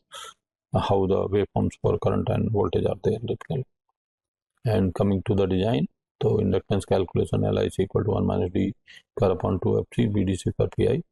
So putting the value for the given motor, it comes 432.13 microhenry, and DC link capacitor CD equal to V minimum 2 omega L delta VDC square, so it becomes 857.7 microfarad, and filter input filter design CF max equal to ISP upon V omega L VSP tan theta, that comes 568.5 nanofarad, and LF comes from the LF plus LS, that is LF total equal to. So by putting the data in the formula, so we get the 3.77 millihenry. So coming to typically here the design parameters. So we have input inductance, we select 150, 1/3 almost, to have a DCM for all over the wide voltage range and wide load range. And DC capacitor we select around typical 220 for 3% voltage level. Then filter input filter we select 330 nanofarad, and the filter inductance CMI filter we select the 3.7 millihenry. And this is implemented experimentally, and these are the waveform at 200 DC link volt, where the speed is around 2000 RPM. The input voltage, input current, and DC link voltage and motor current, and these are low speed 500 RPM with 50 volt DC link voltage, supply current, and DC link voltage, and motor winding current. And this is typically the waveform of inductor current, demonstrating that the inductor current is in DCM, and the input voltage, input current, and the inductor current in DCM. Then only we get inherent PFC at 220 volt and DC link voltage also, and the supply voltage, switch voltage, and switch current. And this is the step. This is starting of the motor, as you can see, but the current builds up because at low speed we don't need so much power for the motor. The motor builds up with very low current, slowly increases. Then the step change in DC link voltage for control of the speed from 100 to 150, means 1000 RPM to 1500 RPM. And this is typically the input supply voltage, a load change from 0.4 to 0.8 Newton meter, and step change in typically supply voltage to 70 to 170, but the DC link voltage controller maintains the DC link voltage, and the speed is not affected except for short period. And this is the power quality. You can see how the TAD of supply current at 221 voltage 2.1% power factor unity, and at your light load 50 volt DC link, that is a 500 RPM, TAD is 5.6% with power factor 0.98. And this is at 96 volt, we get TAD 3.7, almost 9.99 power factor, and 271 volt, we get the 2.6% TAD of input current with the power factor unity. So this is the another second converter, PFC Cox converter, at from BLDC motor die. So with the power control, similarly, we have a reference speed which translates to voltage, and we have a DC link voltage, then voltage controller, and then after voltage control compare the sawtooth to the switching signal for this Cox converter device, and we have electronic information position. And here of course we have a 3 energy storage device, Li, LO, and C1. We can operate anyone in DCM for power factor correction, and then there are 7 design. Out of 7 you have to select one For CCM, of course, all three are continuous conduction mode, but we operate discontinuous conduction mode so that we get inherent power factor correction. So if we keep LI into discontinuous mode, then EMI filter size is reduced. If we put VC1 or C1 voltage in discontinuous mode, then the voltage stress across the switch and diode increases. In output, of course, we really operate ILO in the discontinuous conduction mode, which does not increase too much ripple voltage in the DC because capacitor is already large because of the inverter. So we operate the output inductor in discontinuous ILO. And these are the different modes. Typically switch conduction, diode conduction, and none of the two are conducting, and corresponding waveform of voltage and current of inductor and capacitors. So you can see output inductor is in discontinuous mode. Input inductor and the capacitor voltage are in continuous conduction mode. And these are the design value for input inductance. Putting Li comes 3.54, output inductor comes 556.6 microhenry, and C1 intermediate capacitor comes 93.8 nanofarad, and DC link capacitor comes around 1857, and filter capacitor CF comes here 330 nanofarad, and LF comes 3.77 millihenry. These are of course the design data and selected data. So we select typically the output inductor only. In place of 556 we select 150, one third of this calculated value, because of the that it should operate discontinuous conduction mode in all the operating, whether it is a high load current or whether it is a typically you can operate over a wide voltage input range. And these are the of course the steady state waveform of simulated waveform converter. So you can see supply voltage, supply current, DC link voltage, speed, torque, and winding current. Then the inductor, input inductor continuous, output inductor discontinuous, capacitor voltage is continuous voltage, and switch voltage, switch current. So it gives you complete idea how the really converter operates. And these are the experimental results for 2000 RPM, supply voltage, supply current, and then the typically a DC link voltage and the winding current. And this is for 50 volt supply voltage, supply current, DC link voltage, and motor winding current. And these are of course the parameters: supply voltage, input inductor, capacitor, and then the output inductor. So you can see output inductor is discontinuous conduction mode, so it verify the design and have inherent power factor correction also, like the switch voltage, switch current, and then starting of the motor typically, and current you can see slowly increases, and you can get a very good perfect correction also. And the step change in DC link voltage and step change to control the virtually the speed here. And the supply voltage very load torque change 0.4 to 0.8 Newton meter, and supply voltage from 270 to 170. And the experimental result correspond to load change and supply voltage variation.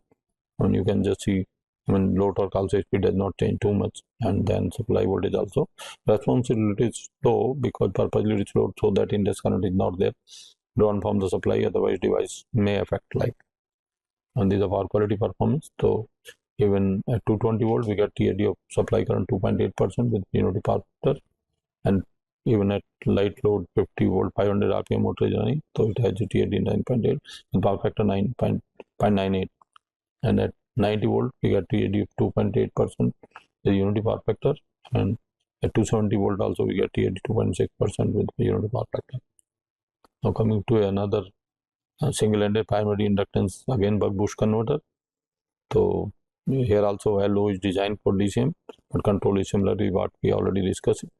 And these are of course the switch conduction of SEPI converter, diode conduction, and the none of two. And you can see clearly here also output inductor is designed in DCM. And these are the design values that LI calculated from formula 3.54, LO is calculated 556 point, and C1 is 393 nanofarad, CD is equal to 1857, and filter size of EMI is your CF equal to 330 and 3.77 million. These are of course calculated. So here also we select the output inductor 1550 microhenry from one third of the calculator, so that the converter operates in discontinuous mode over a wide range of input voltage as well as load variation on the motor or converter. And these are the typical steady state waveform: supply voltage, supply current, DC link voltage, your speed, torque, and reference motor winding current, then input inductor, output inductor current is discontinuous as per design, and capacitor voltage, switch current. And these are the experimental result for typically 2000 RPM with the DC link of 200 volt, with the input current and input current in phase with the input voltage, and with the very low TAD and DC link voltage and sub motor current. Similarly on the 50 rpm, 500 rpm at 50 volt, that is supply voltage, supply current, DC link voltage, and motor winding current. And then your experimental result with supply voltage, supply current, DC link voltage, and input inductor current which is continuous, and in the single side the output inductor current which is discontinuous, verifying the design, and capacitor voltage is continuous and switch voltage switch continuous. And these are typically starting performance. Typically at your 50 volt, and then the speed control from 100 volt to 150 volt of DC voltage. These are experimental waveform for starting at 50 volt, and then the speed control from 100 volt to 150 rpm of DC link voltage. And then the dynamic response for load change and the supply voltage from 270 to 170. Then the experimental waveform for load change 0.5 Newton, 4 Newton to 5 Newton meter, and then your voltage, DC input AC voltage 270. That does not change even in both the cases. The DC voltage, it means speed is not affected. And these are typically the power quality waveforms.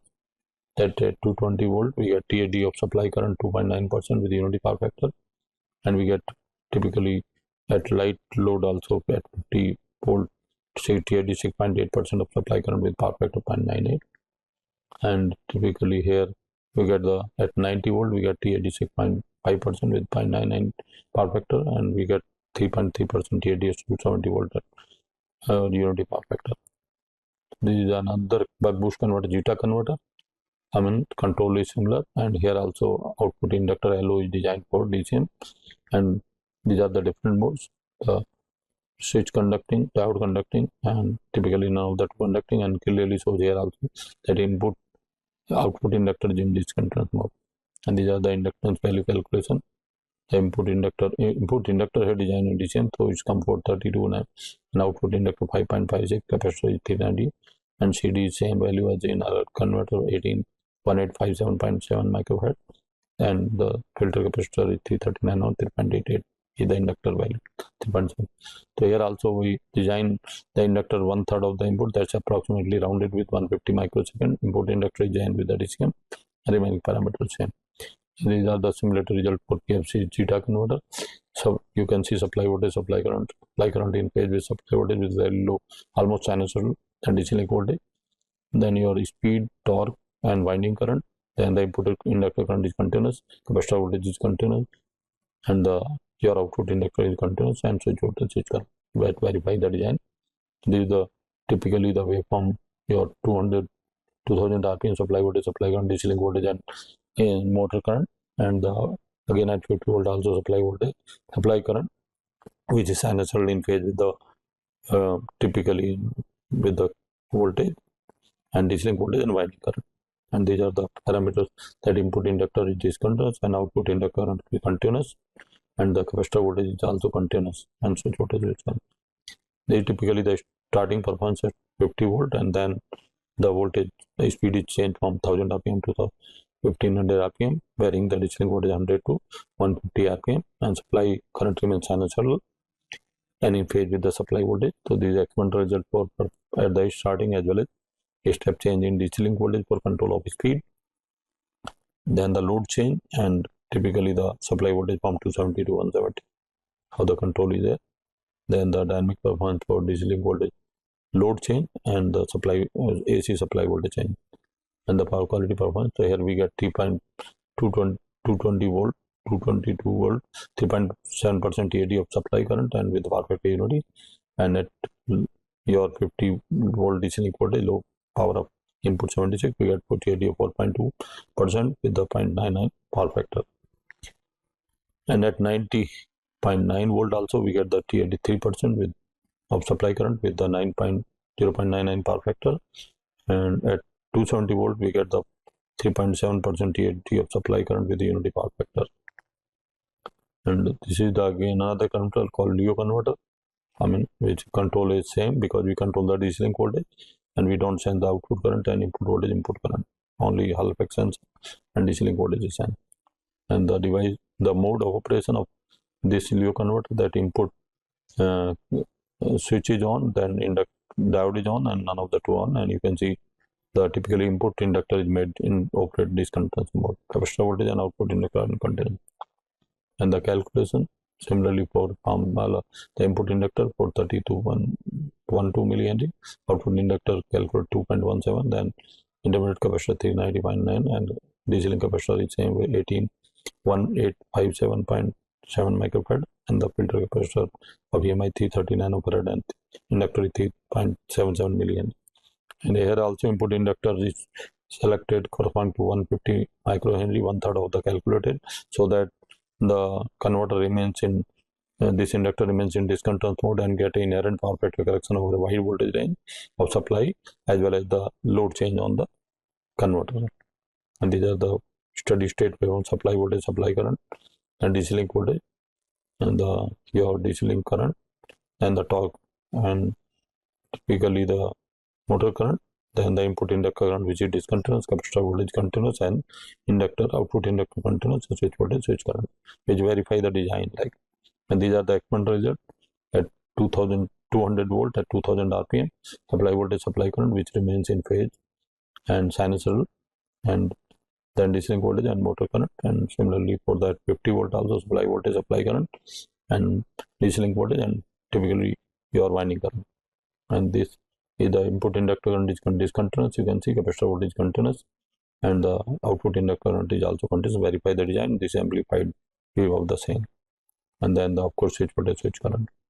And these are starting performance at 50 volt DC link setting, and the voltage change from speed control from 100 to 150 volt. These are experimental result for starting, and the DC link AC voltage change, DC link voltage change 100 to 150, and this is for load change on by 4 Newton 2.8 Newton, and your supply voltage change 270 to 170, and then your load change in experimental result 0.42, and the experimental result with the 270 to 170 for supply voltage. And these are power quality performance.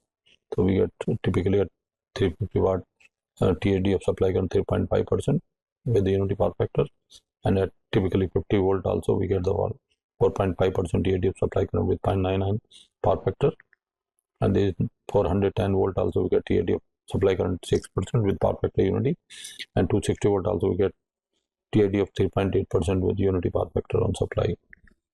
So these are another canonical switching converter where we again design this inductor in DCM mode and control is similarly what we discussed in previous converter. And then switch here the mode of operation of converter, the canonical switching converter.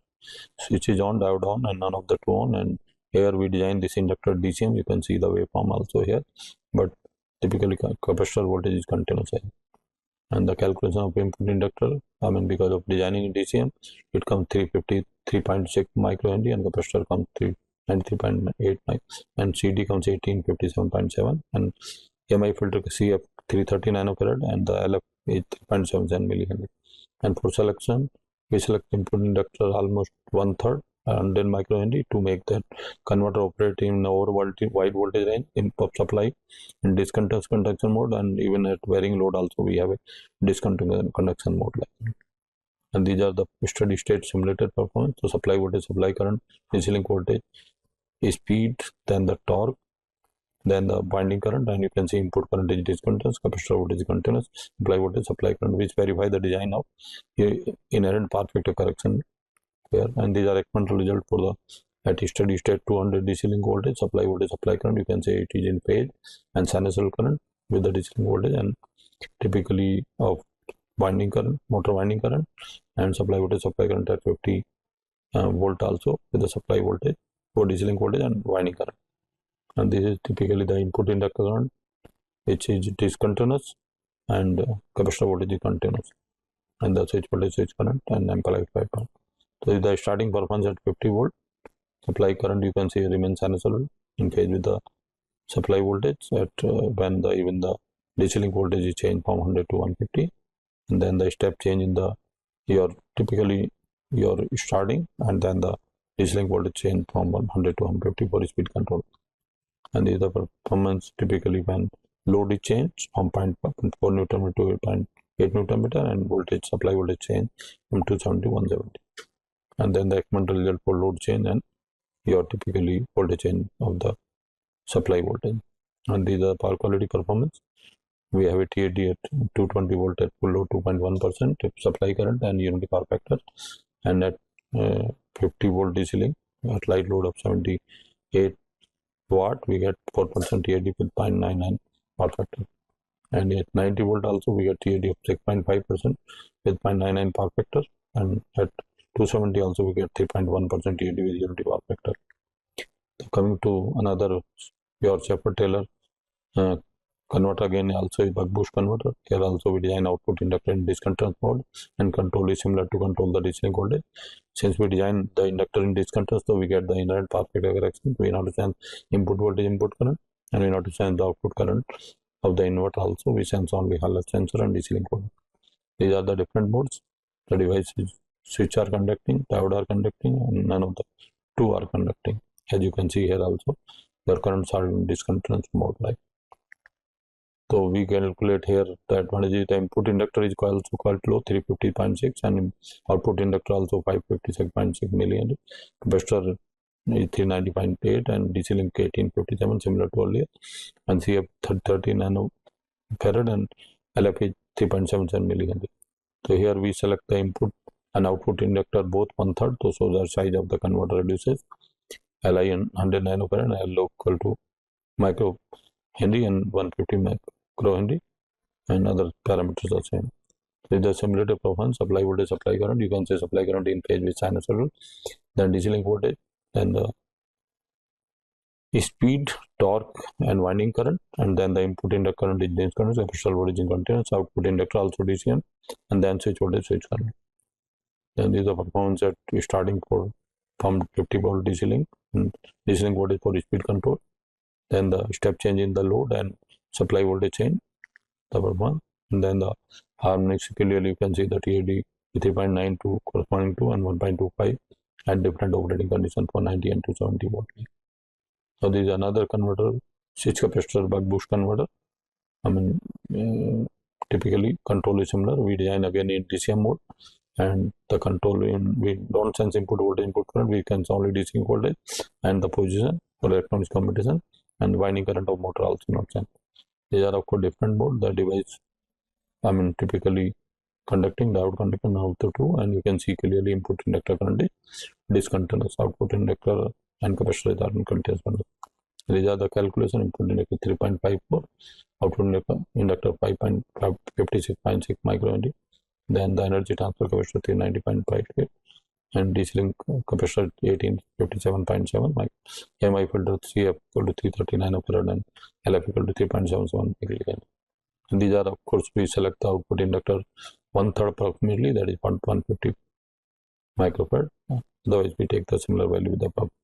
And these are the simulated result for this PFC switch capacitor buck boost converter. So supply voltage, supply current is in phase with supply voltage and sinusoidal, DC link voltage, DC link current, then the torque, the current, winding current, input inductor current, output inductor current is which we design in DCM.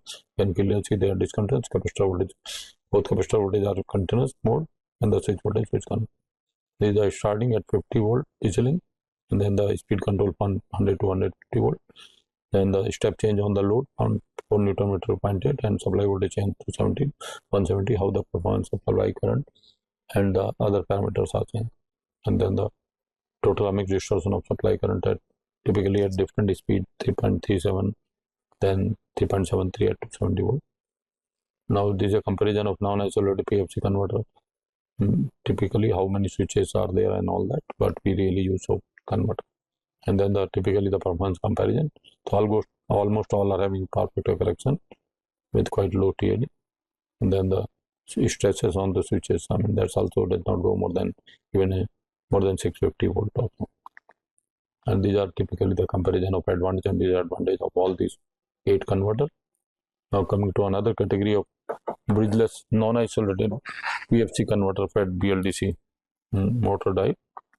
So these are the your bridgeless configuration: bridgeless buck boost converter, bridgeless cuck converter, bridgeless AP converter, bridgeless zeta converter, bridgeless blue converter, and bridgeless canonical switching converter, bridgeless separate converter, bridgeless switch capacitor converter. So you can see the typically the circuit of your power factor correction bridgeless buck boost converter. I mean we use the 1/4 positive half cycle, 1/4 negative half cycle, and we avoid the diode rectifier. Here again the PFC bridgeless cuck converter, PFC SEPI converter, PFC zeta converter, then PFC LEO converter, PFC canonical switching converter, PFC switch capacitor converter, and PFC your brushless separate Taylor converter. So coming to the first case of PFC bridgeless buck boost converter for BLDC drive, so we are using one converter bridgeless buck boost of positive cycle, negative half cycle, and both the inductor are designed in discontinuous control mode. Control is similar. We are not sensing input voltage, input current. We are sensing only DC link voltage for the speed control, and we have electronic commutation with the Hall effect sensor without any current sensing of the motor. So these are again three modes: the switch conduction for positive half cycle and diode conduction, and your none of the two. Similarly for negative half cycle for another converter, switch conduction, then diode conduction, none of the two. And these are the typical waveform of your input inductor current decision here, and typically the enlarged waveform. And the calculation of this, the input inductor comes for 32.1 microhenry. This link capacitor remains the same at 57.7 microfarad. EMI filter also same, CF equal to 330 nanofarad and LF equal to 3.77 millihenry. And these are the, of course, we select 1/3 value approximately of input inductor, both the inductor of positive converter, positive half cycle converter, negative half cycle converter of 150 microhenry, remaining the value parameter similar to that. And these are the simulated results: supply voltage, supply current, then the DC link voltage, then the speed, then torque, developed torque and winding current, then the input inductor currents, both are in one positive cycle, another in negative cycle, both are in continuous conduction mode, switch voltage, switch current. And these are experimental waveform for typically 200 volt and 150 volt for supply voltage, supply current, then DC link voltage and winding current. Supply current is in phase with supply voltage and sinusoidal in power factor correction. Then the both positive half cycle, negative half cycle inductor current in DCM with enlarged width, and switch voltage, switch current. And then the starting performance with the 50 volt DC link, and then speed control 100 to 50 volt DC link. Then experimental result for starting for 50 volt DC link, and then the speed control 150. Then the your load chain 0.5 to 8.10 Newton meter, and the supply voltage 270 to 170 volt chain. Then the experimental result for load chain 0.4 to 0.4 Newton meter to 0.10 Newton, and supply voltage chain 70, and DC link voltage remain regulated with its own response. And the power quality performance at 220 volt, we get the TAD full load 4.9% with power factor unity, and typically at light load at 50 volt DC link 500 RPM with a 77 watt, we get the 9.8% TAD 0.98 power factor. And for 90 volt also we get 383.7% of supply current with power factor 0.99, and at typically at 270 volt supply voltage also we get 6.4% TAD with the unity power factor. So this is another case of cuck converter, bridgeless cuck converter, one positive half cycle negative. So here also control is same, I mean typically, and of course two switch, one for positive half cycle negative, and typically we design output inductors in discontinuous conduction mode with electronic commutator. So we don't sense supply current and supply voltage, we sense only DC link voltage, and we sense only all sensors positions for electronic commutator. So positive half cycle, I mean again device conducting, diode conduction, none of the two conducting, and negative half cycle also for second converter, negative half cycle converter. And you clearly see the input inductors are continuous, but output inductor current are continuous for positive and negative half cycle, and capacitor voltage are also continuous, and then large. And the calculation, the input inductance is calculated 3.54 millihenry, and output inductor is 5.56 microhenry because of DCM mode, and the remaining parameters remain the same. And these are we select the output inductor only 1/3 for positive negative half cycle, that is 150 microhenry, and remaining parameters same. And these are the simulated waveform. Typically supply voltage, supply current is in phase with supply voltage and sinusoidal DC link voltage, then the speed, torque and current, and then you have input inductor current which are continuous, capacitor voltage also continuous, both the converter, and the output inductor current is discontinuous, switch voltage, switch current. These are experimental results of typically 200 volt and 50 volt DC link. Input supply current is continuous, sinusoidal with the current DC link voltage and motor winding current, and again at 50 volt DC link we have supply voltage, supply current, and DC link voltage and motor current. You can say supply current is sinusoidal in phase with the supply voltage. And these are the input currents for positive, negative, and so your capacitor energy transfer capacitor voltage also contains positive, negative half cycle. and the output inductor current is DC for both the converter negative and positive half cycle, and the enlarged view of that, and of course the switch voltage, switch current, enlarged view of that. And the starting at DC 50 volt DC link, simulated result, and this voltage control, speed control from 100 to 150 DC link voltage. Then the experimental result for starting as well as for speed control from 100 volt to 150 volt DC link. And then your load change, simulated result, and the supply and the performance during supply voltage change from 270 to 170. Then experimental result for load change and the supply voltage change experimental. And the power quality performance at full load at 218 watt, TAD of supply current 4.5% with the unity power factor. At light load at 50 volt DC link, we have TAD 8.7 with power factor 0.97, and then 90 volt we get that full load 3.7% TAD and power factor 0.99. At 270 volt we get TAD of 2.6% with power factor unity at full load. So we come now another converter called SEPIC, single and primary conductance bridgeless converter.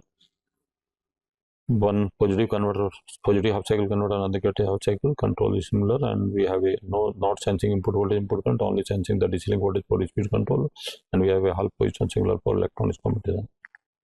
So again, the mode for positive half cycle converter, negative half cycle converter, device conducting, diode conducting, and of the two conducting in all the three modes. And you can see the input current contains, output current, inductor current is discontinuous, positive, negative, and capacitor voltage also continuous, and large view of the waveform. And the calculation input inductor is 3.54 millihenry, but output inductor is 555.6 microhenry. Of course, the remaining parameters are same. And we selected output inductor to 150 microhenry, 1/3, to make this discontinuous mode the conduction of both the converter over a wide input voltage and a wide load chain like on the. And this supply voltage, supply current, DC link voltage, DC link current, and typically the torque and motor current. And you can see now input inductor current is continuous, capacitor voltage also continuous, both converter, and output inductor current is discontinuous. Of course, switch voltage, switch currents for both the switches. And the supply voltage, supply current at typically 200 volt and 50 volt DC link, and you can see supply voltage is in phase with the supply current, and you're typically with the unity power factor. And the input inductor continuous, capacitor voltage is also continuous, output inductor is discontinuous for positive and negative half cycle converter, and large view of that. And switch voltage, switch current. So starting similar result for starting at 50 volt DC link, and supply voltage remains sinusoidal and in phase with the voltage, and DC link voltage is for speed control. And then the experimental waveform for same 50 volt DC link starting, and then the DC link voltage control for speed control 100 volt to 150 volt. Then the load change 0.4 Newton meter to 0.8 Newton meter, and the step change in supply voltage 270. So DC link voltage control will cover the performance like, and the experimental result for load change and supply voltage change. The power quality performance with the TAD of supply current 6.2% at 220 volt and unity 0.99 power factor, and at your light load at 50 volt DC link 7.8% TAD 0.98 power factor, and at full load with 90 volt 2.8% TAD and unity power factor, and 270 volt the TAD of supply current 6.2% with the unity power factor at supply 0.99. So this is another brushless zeta converter. Again, we have a two converter, one for positive half cycle, negative half cycle, and we are not sensing the input voltage, input current, and the winding current. So these are the modes for positive half cycle, negative half cycle converter. So device conducting, mode 2 diode conducting, third mode is none of the two conducting, and corresponding waveform. The input detector is designed for DCM, and you can clearly see the output inductor typically is continuous, and the capacitor voltage also continuous. And the calculation, the input inductance comes for 32.13 for 350 watt design, and output nickel 5.56, remaining parameters the same. And we select 1/3 for input inductors for both converters, 150 microhenry, to make the converter operate always in discontinuous conduct mode for inherent power factor correction converter, and even the wide load change also. And these are the typically simulated waveform: supply voltage, supply current, DC link voltage, then the typically speed, torque, and winding current motor, then the input inductor current discontinuous for both converters, then the capacitor voltage, then inductor, output inductor current, and switch voltage. These are starting performance at 50 volt DC link, Then the speed control 100 to 50 volts. You can say supply current remains sinusoidal and in phase with the supply voltage, demonstrating unity perfect. This is performance for load change, simulated performance, and supply voltage change from 270 to 1. And the TAD, for different conditions. So 2000 volt, it's a 3.81%, and typically at 270 volt also, it's a 4.66. Coming to the power factor correction, LEO converter. Two converters are used for bridgeless converter. One positive half cycle and one negative half cycle. And we are not changing input voltage, input current.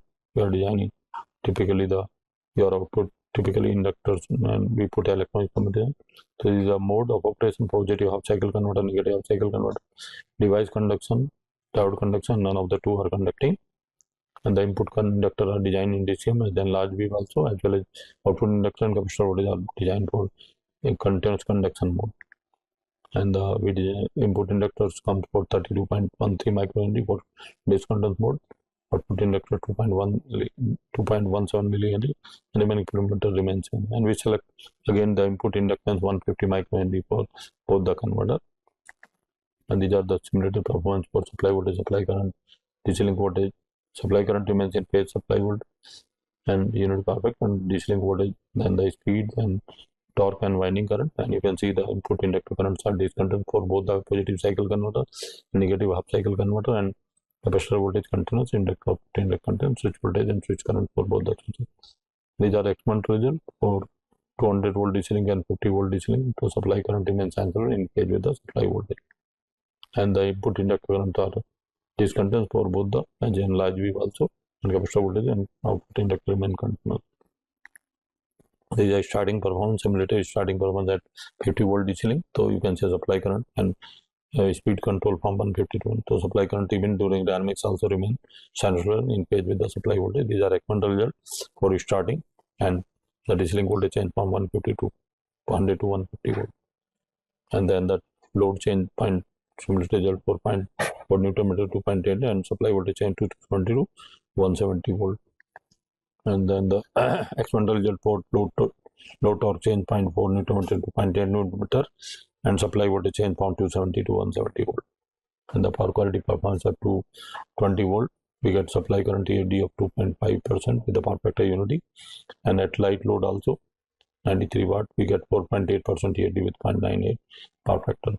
And at 90 volt, we get 2.8% TAD of supply current with unity power factor. And at 270 volt of supply voltage full load, we get 2.6% TAD with unity power factor. We come to the another bridgeless canonical switching converter. So here also we use two converter, one positive half cycle negative. Inductor is designed in DCM mode. We don't sense input voltage, input current. Only we sense the DC link voltage for speed control, and we have a Hall effect sensor for electronics combination. These are the mode for positive half cycle converter, negative half cycle converter. Switch conduction, diode conduction, none of the two are conducting. And the input inductor current in DC and large wave and capacitor voltage are continuous design.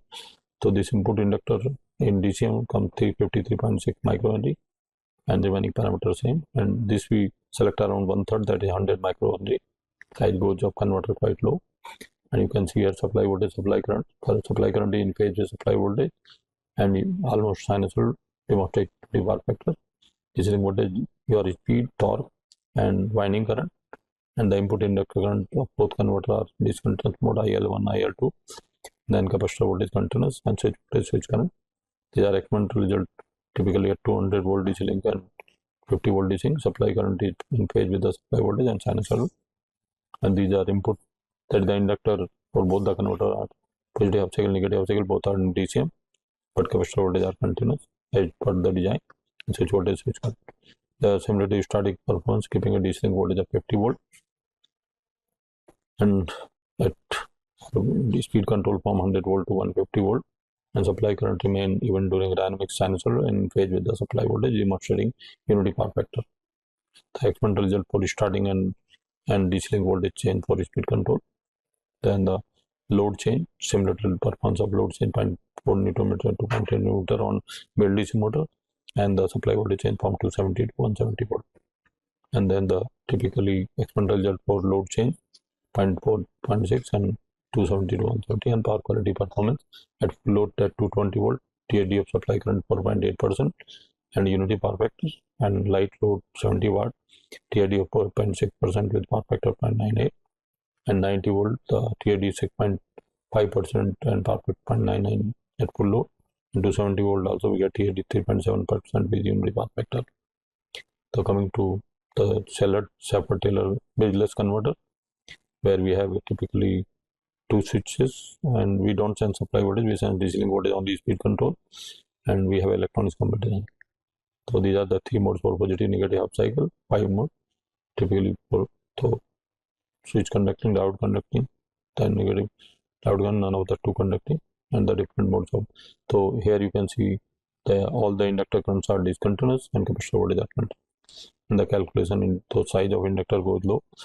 So 353.6 and 556 microhenries for input output, and we select almost 1/3 then microfarad for input inductor, output inductor 150 millihenry, and these are the simulated result for typically of supply voltage, supply current in phase with the supply voltage, and DC link voltage is constant 200 volt. Then the speed, torque, and winding current, and you can see input inductor currents are discontinuous, capacitor voltage are continuous, output inductor also discontinuous, supply voltage, supply current. These are the starting performance at 50 volt DC link simulated, and your DC link voltage for speed control. The supply current remains sinusoidal, and then your load change and the supply voltage change perform. And supply current TID remains typically 2.99% at rated load and rated supply, and that remains 1.21% at even a low at full load and 270 volt DC. These are typically bridgeless switch capacitor buck boost converter. Again we designed for DCM. The DC link voltage is control, we sense only that, and all the sense is not sense into supply voltage, supply current. These are the different modes of operation: positive half cycle and negative half cycle, and the waveform typically supply voltage. Input inductors are designed in discontinuous mode, output inductor and capacitor voltage are designed in continuous. And these are the typically input inductor 3.54 because of continuous conduction, output inductor is 550 microhenry, and we select 150 microhenry for this output inductor. And these are the typical waveform: supply voltage, supply current, with supply current in phase with supply voltage, then and almost sinusoidal, unity power factor, DC link voltage, then speed, then torque and current, winding current. Then we have input inductor current continuous, capacitor voltage also continuous, both converter, and output inductor and DCM for both converter. Demonstrating the design, satisfactory design, and then starting at 50 volt and the speed control one, and then the torque is load change from 0.428 and to supply voltage 271 there, and the TID at full load is 3.14, and at 90 volt it's 3. Even at 270 volt to 3.77%. And of course this is a comparison of Brushless converter, how many device, how many diode, and what is the size and all that, and the performance. So we get the TID, in most of the cases power factor 0.98 and TID also less than almost 5% at full load. The stasis of component like not more than 650, and advantage and disadvantage. Now coming to isolated PFC converter, power factor correction converter at Brushless motor die. So why galvanic isolation is required is the principle of isolating fundamental sections of electrical system to prevent current flow, and no metallic conduction path is permitted. The energy is exchanged by capacitance or inductance, electromagnetic, electrical, acoustic, and mechanical. And these are the typical application where requirement of isolation is there. The household appliances such as refrigerator, washing machine needs isolation to avoid any shock to the personnel, like refrigerator, air conditioner. So where it is required, use in critical power supply where fault tolerance is of utmost importance. Isolate converter is used in power supply for medical equipment with high level of production and safety issue of various agencies and customer requirement, and output quality can be configured to be either positive or negative depending upon the requirement. So now here four main applications are for isolated converter, like medical equipment, high voltage circuits, power metering circuit, and IGBT controller. And here it is like typically like a medical equipment like X-ray generator, artificial respiratory system, mass spectrometry, ECG, ECG, AMG machines, MRI machines, ultrasound machine, and CT scanner.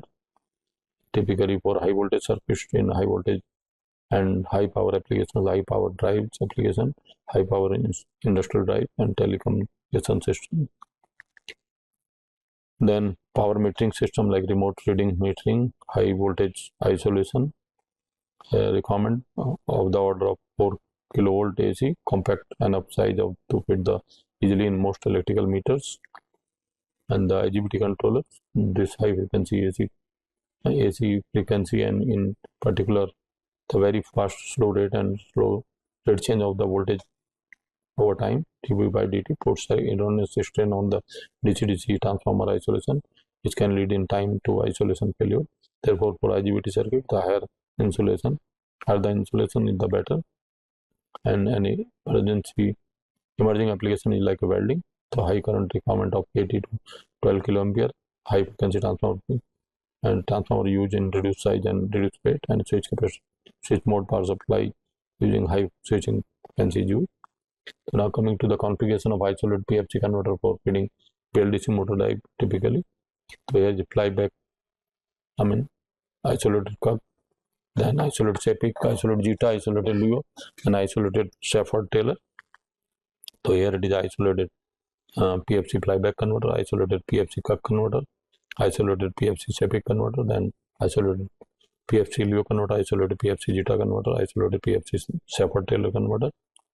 This is the first PFC flyback converter fed BLDC motor drive. So you can see here we have isolation in the flyback. So here we design this element in discontinuous current mode, and we can have a very low voltage at the output, even multiple outputs also. Even with the electronic commutator, we are not sensing input voltage, we are sensing only DC link voltage, and we are all sensor DC link voltage sense for its feed control. And these are the three modes: that device conduction, diode conduction, none of the two conducting, and you can see how the magnetizing current is discontinuous. And the calculation, so here we for discontinuous LM comes 300 microhenry, and of course capacitor on DC link comes 2041.4 microfarad, and EMI filter again 330 microfarad, and inductor is 692.4 microhenry. And these are, we select this input the magnetizing inductance only 1/3, approximately 300 microhenry, with the DC link capacitor 2200 and CF equal to EMI equal to 330 nanofarad and LF equal to 1 million.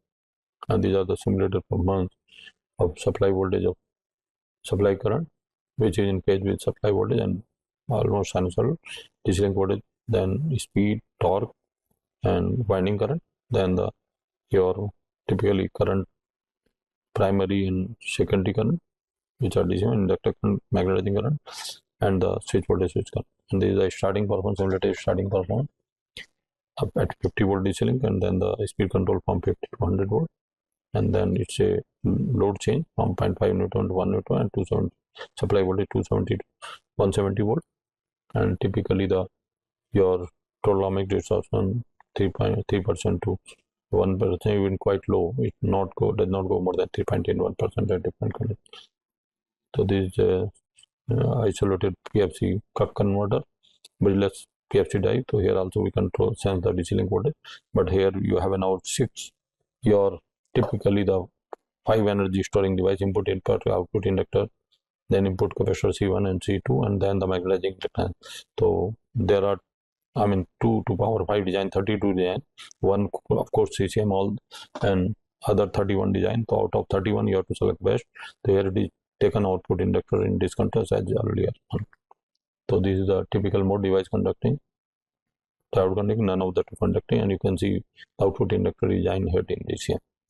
And then calculation for input inductor 5.43, transformer inductance 5.43, and capacitor is 255 nanofarad, and output inductor also your inductance is your 55.4 microhenry, and output capacitor 2041.9, and okay, EMI filter your CF 330 nanofarad and LF equal to 692.8 microhenry. And these are the values. So we select output inductor here 150 microhenry, 1/3 of this, so that when the converter operates over input wide supply voltage range, the current will increase at low voltage. It should remain still in discontinuous mode, as well as the load change. So even at light load also high load also it should remain in your discontinuous current mode, and many parameters are selected. These are the typical experimental result, simulated result. Supply voltage, supply current. Supply current in phase with supply voltage and almost sinusoidal. DC voltage, your speed, torque, and winding current. And you can see here the input inductor and design continuous and output inductor is discontinuous. And of course, primary and winding all are. So that and capacitor voltage also in CCM. So as per design. Right. So it's a performance at 130 volt DC link. Input voltage, input current are channels. Input voltage, input current is sinusoidal in phase with the DC voltage of 130 volt and the winding current, and at 50 volt supply voltage, supply current sinusoidal in phase with the supply voltage unit, demonstrating unity power factor. Then the input inductor current is continuous, output inductor is discontinuous. Capacitor voltage, typically your high input, your primary winding current and secondary, and capacitor voltage are continuous, and switch voltage, switch current. And this is starting performance at 50 volt and DC link voltage control. Then the experimental result for starting and DC link voltage control. Then the load change from 0.5 Newton to 1 Newton and supply voltage change 271 and experimental result for typically load change and supply voltage change. So DC link voltage recovers and speed remains same. And the power quality performance, TAD here at 220 volt is 3.1% unity power factor. At light load 89 watt also TAD is 4.6%, 0.98 power factor. And here also at 90 volt also TAD 3% of supply current with 0.99 power factor. And typically your 270 volt also TAD is 3.3% unit power. Now this is another isolated power factor SEPI converter, Brushless drive. So you can here also output inductor design in DCM, that is a transformer inductance, and so that we get inherent power factor. So and we notice the supply voltage, supply current, and winding currents are also not sense, only electronic commutations. This is when device conducting, the output conducting, and non-output conducting, and clearly demonstrate that the output in typically your magnetizing current is discontinuous. And these are the typically the design. The input inductor comes in CCM 5.43 and magnetizing inductance comes 300 microhenry, even parameter same. And we select this magnetizing inductor 300 microhenry in place of to select for DCM. And these are the simulated waveform with supply voltage, supply current. Supply current remains in phase with the supply voltage, the DC voltage, then the speed, torque, and winding current of motor, then the input inductor, and the primary and secondary currents, and the magnetizing current remain discontinuous, the capacitor voltage continuous, and switch voltage, switch current. And this is the starting performance at 50 volt. So supply current remain in phase supply voltage and remains sinusoidal, and DC link voltage control. Then your load change 0.5 Newton to 1 Newton, and supply voltage change from 270 to 170 volt, and total harmonic distortion of supply, it remains well below 3.97 in all cases. It goes as low as 1.25. Coming to isolated PFC zeta converter, Brushless zeta converter. So here output, here also we design a one inductor in DCM. You can have a main design here also. So device conducting, diode conducting, none of the two conducting, and you can see here the diagram also design in DCM. And so here the magnetizing inductance design DCM, this comes 300 microhenry, and output inductor is 5.55 millihenry, and remaining parameter in same. So we select in place of one, we select 300 microhenry. And this is a simulated waveform with the supply voltage, supply current in phase with the supply voltage and sinusoidal. Then we have a DC link voltage, then your speed, torque, and winding current. You can see transformer current and magnetizing current is sinusoidal, discontinuous, and output capacitor and output inductor current are supply voltage. These are experimental results for 130 volt DC. So supply current is in phase with the supply voltage and unity power factor is almost sinusoidal at 130 volt DC link and 550 volt DC link. And you can see how high frequency primary transformer current are discontinuous, and the capacitor voltage is continuous, and the starting performance 50 volt DC link, and the DC link voltage control, the experimental waveform for this starting and DC link voltage control, and your load change 0.5 Newton meter to 1 Newton meter, and DC and supply voltage change to 270 to 170 volt. Then your load change 0.5 Newton to 1 Newton meter, and supply voltage change 70 to 170 volt. And that's your power quality performance at full load. We got the TAD of 3.2%, of supply current with unity power factor, and TAD of supply current at light load of 78.6.2% at 50. And then at 90 volt we get TAD of supply current 3.3 and power factor unity, and similarly we get the TAD of supply current at 270 volt 3.5% and unity power factor. Now we come isolated PFC LUO converter. And here also we are designing it in DCM, and we get, so we not sense supply voltage, supply current, and we don't sense output ionic current. We sense DC voltage control and Hall-effect signal for electrons combination. So we have here the three mode. Well, your device conducting, diode conducting, and none of the two conducting. As you can see here, the transformer magnetizing inductance continuous, output inductor capacitor voltage are continuous. So we get here also the 1 millihenry magnetizing inductance, select around 300 microhenry, as it is shown here for DC. These are the simulated waveform: supply voltage, supply current. Supply current is in phase with the supply voltage and sinusoidal. Then DC link voltage, speed, torque, and winding current, and then your primary and secondary current of transformer. The magnetizing current which is controlled. Output inductor and capacitor voltage are continuous. So this is starting performance at 50 volt DC link with the DC link voltage speed control from 50 to 100 volt. Then your load change 0.5 Newton to 1 Newton, and the supply voltage change from 270 to 170, and the total armature distortion of supply current does not go in any case more than 2.76%. Now coming to a power factor correction separate Taylor converter,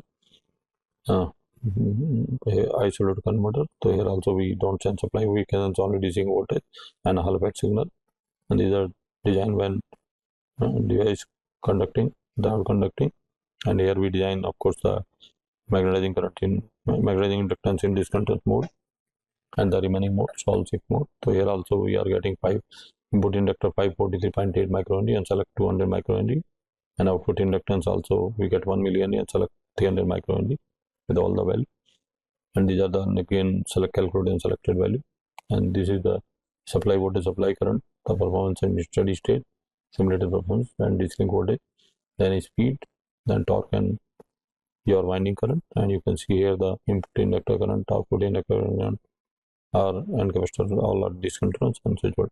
There is starting performance with 50 volt DC link, and your DC link voltage control from 50 to 100 volt. Then the load change 0.5 to 1 Newton meter, and supply voltage change from 270 to 170. And total arm is shown, it does not go more than 10% in any of the. And of course comparison for isolated converters like, and we have a power factor almost 0.99, and TAD never go more than 6-7% in, and typically the stresses on component does not go more than 700 volt. And then the advantage disadvantage of all the typically sick converter. Now coming to bridgeless isolated PFC converter, fed BLDC motor drive. So here the configuration: bridgeless isolated PFC converter, bridgeless flyback converter, bridgeless isolated cup converter, bridgeless isolated SEPIC converter, bridgeless isolated Zeta converter, bridgeless isolated LEO converter, bridgeless isolated SEPIC Taylor converter. So this is bridgeless power factor correction bridgeless flyback converter. Here again we use the two converter, one for positive half cycle, negative cycle. Similarly for PFC bridgeless cup converter, PFC bridgeless SEPIC converter, bridgeless PFC Zeta converter, bridgeless PFC LEO converter, PFC separate Taylor converter. So these are typically first category PFC power factor correction bridgeless flyback converter, isolated converter for bridgeless motor type. So you can say one converter is used for positive half cycle, another for negative half cycle, and we don't sense the input voltage, input current. We sense only DC voltage for speed control, and we sense only Hall signal. We don't sense winding current also here also. And the mode for positive half cycle diode conducting, device conducting, diode conducting, and two conducting. Similarly for negative half cycle converter, and you can see the waveform, how really the waveform are there for typically magnetizing inductance also discontinuous mode. And calculation, so we get the 1 millihenry input inductance, we select 3 microhenry, and DC link capacitor 2041, and filter capacitor of 330 nanofarad, and then the input inductor 690.92.8 microhenry. And these are of course the parameter design value, selected value. There is a simulated result with the supply voltage, supply current in phase with supply voltage, DC link voltage, then your speed, torque, and winding current, then your input primary current, then the secondary current, and then switch voltage and switch current. So these are the starting performance at 50 volt DC link, and then the your speed control 50 into DC link. Supply current remain in phase even during dynamics and as well as sinusoidal. Then the typically load change 0.5 Newton meter to 1 Newton meter and 270 to 170 volt, and supply current remains sinusoidal and in phase with supply voltage. And dynamic distortion remains always less than 5% in all the cases. Coming to the Brushless isolated PFC curve converter. So here we use again two curve converter, one for positive half cycle, one for negative half cycle. Only we have again 32 design, out of which we select only one design that output inductor is discontinuous. And these are the modes for positive half cycle: diode, device conducting, diode conducting, and none of the two conducting. Similarly for negative half cycle, and you can see clearly here the waveform that output inductor current are discontinuous for both the converter. And then large bit and calculate the input inductor is 5.43 microhenry both, and the capacitor is the output inductor is 555.4 microhenry, and the parameters for selected. These are the simulated waveform: supply voltage, supply current. So supply current remain in phase with supply voltage, and the DC link voltage, then speed of the motor, then torque of the motor, and winding current of the motor, and the switch voltage, switch current. And then you can see the input inductor current is continuous and capacitor voltage continuous for both the converter, and output inductors current are discontinuous for both the converter. And then the experimental result for your 130 volt DC link and supply voltage, supply current, then DC link voltage and winding current. Supply current is remain in phase with the supply voltage and sinusoidal. Similarly, performance for 50 volt DC link. Then the input inductor current for both converter are continuous. Output inductor currents are discontinuous. These are primary, and secondary current for the transformer 1, and capacitor voltage continuous for both the transformers, both the capacitors, converters, capacitors of primary side and secondary side, and then the switch voltage, switch current. So this is starting performance at 50 volt DC link, and the DC link voltage control 50 to 100 volt. This is experimental performance for starting, and this is for DC link voltage control experimental performance 50 to 100 volt. This is the, of course, load change 0.5 to 1 Newton meter, and supply voltage 270 to 170 volt. And then the typically experimental performance for load change from 0.5 Newton meter to 1 Newton meter on DC motor, BLDC motor, and supply voltage change 270 to 170. And the power quality performance, so on supply current TAD is 7.3% typically unity power factor, and 7.5% 82 volt also, and 90 volt is 3% unity power, 0.99 power factor, and 270 volt also 3.7 at unity power factor. So this is coming to now isolated PFC separate converter. So we again use two converters, one for positive half cycle, negative half cycle, and we sense only DC link voltage for speed control and high level change. Don't sense input voltage, input current, as well as the winding current of the motor. These are the modes for positive half cycle converter, negative half cycle converter, device conducting, diode conducting, and none of the two are conducting. And then you can see the input inductors are designed in continuous. The magnetizing inductance transformer design is continuous, as well as energy transfer capacitors also for both convert design for continuous conduction mode. And these are the typically your design parameters. Input inductor is 5.43. The magnetizing inductance design one comes 1 millihenry. We select only 300 microhenry, 1/3 value approximately, and remaining parameters are the same. So these are the typically simulated performance for a steady state at full load with the DC link voltage of 130 volt. So supply current, supply voltage, supply current is in phase with the supply voltage, and sinusoidal almond to starting unity power factor, DC link voltage, and the speed of the motor, then torque of the motor, and winding current of the motor. And you can see input inductor current is continuous, input capacitor also continuous, then primary and secondary currents are discontinuous, switch voltage, switch current. This is starting performance your typically from your at 50 volt DC link, and then the speed control from 50 volt to 100 volt. But supply current even during dynamics remains sinusoidal in phase with the supply voltage. And then the load change 0.5 to Newton meter to 1 Newton meter, and supply voltage change to 70 to 170 volt. And the total harmonic distance in all the cases remains less than 5%. So coming to now a Brushless isolated power factor correction zeta converter. So one converter positive half cycle and another negative half cycle, and only DC link voltage control for speed control and electronic communication Hall effect sensor. and the mode for positive half cycle diode, device conducting, diode conducting, none of the two conducting for negative half cycle converter also. And then you can see the waveform that input magnetizing inductance of both the converter are discontinuous, capacitor voltage are continuous, output inductor also continuous. And these are the calculated value. So we get the magnetizing inductance 1 million, select 300 microhenry to make that converter operates in discontinuous mode over a wide input voltage range as well as wide load range change also. And output inductor 5.5 millihenry and remaining parameter remain the same as selected. These are simulated performance of supply voltage, supply current in phase with the supply voltage, and sinusoidal, then DC link voltage, speed, torque, and binding current. And then you can see the transformer primary and secondary current are discontinuous, capacitor voltage continuous, output current also continuous, and supply voltage, switch voltage and switch current. Then the starting performance at 50 volt DC link, and the speed control from 50 to 100 volt, and the load change 0.5 to 1 Newton meter, and the supply volt performance at supply voltage change 270 to 170. And the total resistance of supply current, it did not go more than 9% in any of the case. Now coming to isolated bit, your bridgeless isolated PFC LVO converter at bridgeless motor. So VU2 converter, one positive half cycle, negative half cycle. We sense on DC link voltage, we don't sense input voltage, input current. We get inherent power factor correction. We have electronics combination for Hall effect sensor for the inverter. So we have here the device conduction, one of the two conduct, diode conductor, none of the two conducting for positive half cycle converter, negative half cycle converter. And then you can see the magnetizing inductance is discontinuous, output inductor is continuous for both converting, capacitor voltage also continuous and large.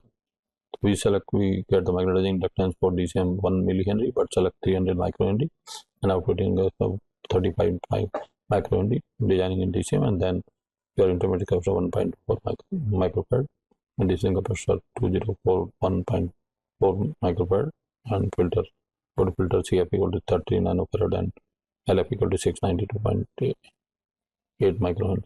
And these are the typically designed and selected value. These are simulated performance. Supply voltage, supply current is sinusoidal in phase with the supply voltage, demonstrating unity power factor. Then DC link voltage, speed of the motor, torque of the motor, and binding current of the motor. And you can see the input currents are in discontinuous, capacitor voltage and output inductor are designed in continuous mode. The starting performance is 50 volt, and your speed control from 50 volt DC link to 100 volt DC link, but you can just apply current in phase with the supply voltage and sinusoidal. And the load change 0.5 Newton to 1 Newton meter on the motor, and the supply voltage change 270 to 170 volt dynamics. But supply current remains sinusoidal in phase with the supply voltage. And total harmonic distortion of input supply current in a different condition will never go more than even 3% any case.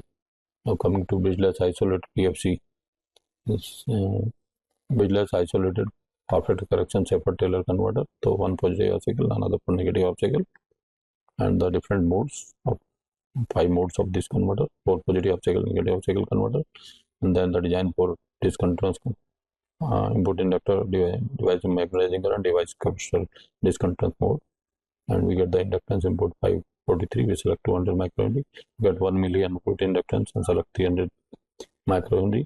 Similarly, the intermediate capacitor we get 248.3, but we select 75 microfarad, and DC link all are same. So these are selected, and this is the simulated performance of input voltage, input current. Input current remains sinusoidal in phase with the supply voltage and almost sinusoidal, demonstrating unity power factor. So the DC link voltage, then your speed, torque, and binding current, then the all input current discontinuous, capacitor voltage discontinuous, and output current also discontinuous, output inductors. So starting performance at 50 volt DC link and speed control from 50 to 100 volt. Then the supply voltage load change 0.5 to 1 Newton meter, and supply voltage change from 270 to 170 volt.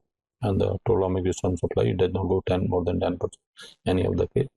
And the comparison of this isolated your bridgeless converters for different all 6 types. And the performance by power factor remains 0.99, and TAD at full load remains less than 6%, and the voltage stress. The advantage and disadvantage comparatively of all 6 converters. Now coming to sensorless control of BLDC motor drive with power factor correction converter. So here what we do, so far what we have taken diode B rectifier BFC boost converter, and we are sensing DC link voltage for the control, and we were taking a Hall effect signal for switch So we can have a sensorless control, as we already discussed it. So we can avoid the Hall effect sensor also in that case. So here is the case study. We are sensing terminal voltage for estimating the position signal. We are only sensing the DC link voltage for this converter for speed control, and we are designing output inductor in discontinuous mode for inner power factor correction mode, what we discussed. So this is the circuit for voltage sensing for virtual Hall signal generation. So we have here the voltage sensing, phase lead compensator for delay compensation, then hysteresis comparator for zero correction detector, active clipper, and isolation, optical isolation, so that the signal can go for control part of low voltage circuit. And this is the typically the waveform that we have a notch here, commutation ripple, and with the filter and delay we avoid this, and we get estimated signal, virtual signal. So APFC converter, feed sensor converter. The speed is controlled by controlling DC voltage VSI. It allows the fundamental frequency switching VSI, hence the low switching losses in VSI. Power factor converter correction power converter operated in discontinuous inductor current mode, and which requires a voltage follower approach for control, and thus requiring single voltage sensor of DC link, perfect correction and improve power quality, and sensorless operation of BLDC motor eliminate the Hall effect position sensor. So this is typically how you can get a ripple, and we were getting without typically the lead compensation around the 18-degree delay at different voltage, and this using a lead lag compensator. These are design of lead lag compensator. These typically yes is eliminated, and delay is only half a degree even at 3000 rpm with the compensation. That justify the compensation. This is a control scheme for master control and power factor and DC link voltage control and sensorless control unit. And this is the typically the experimental result for starting rotor alignment, then the starting mode, and then the starting mode 2, and then finally the your sensorless control mode. So you can say June current, winding current, and the speed. And this is typically the your PFC converter control for this converter with the terminal voltage sensing, and these are the typical simulated performance at 200 DC link volt and 50 volt DC link. So you can say supply voltage, supply current is remain in phase with the supply voltage, and sensor they demonstrate unity power factor, then DC link current, the speed and torque and winding current. And these are experimental corresponding to supply voltage, supply current, DC link voltage, and the winding current for 200 volt DC link and 50 volt DC link, 2000 rpm and 50 500 rpm. This is the starting performance at 50 volt DC link and speed control from, and then the experimental result for starting as well as for speed control from 100 volt DC link. And the load change from 0.4 Newton to 8.8 Newton, and the supply voltage change simulated performance, and this is experimental performance for load change, and then the your supply voltage change. And then the power quality performance, so TAD we get 2.1% with the unity power factor. TAD of supply current 2.1% with the unity power factor, and light load also 89 watt, also we get the TAD of 8.7 by power factor 0.97. 90 volt, 91 volt, 92 volt, also we get the TAD of supply current 4.4% with power factor 0.99, and TAD at typical 270 volt we get 2.4% with the unit power factor. This is a brushless converter fed sensorless motor type. So again, one positive up cycle, another for negative up cycle.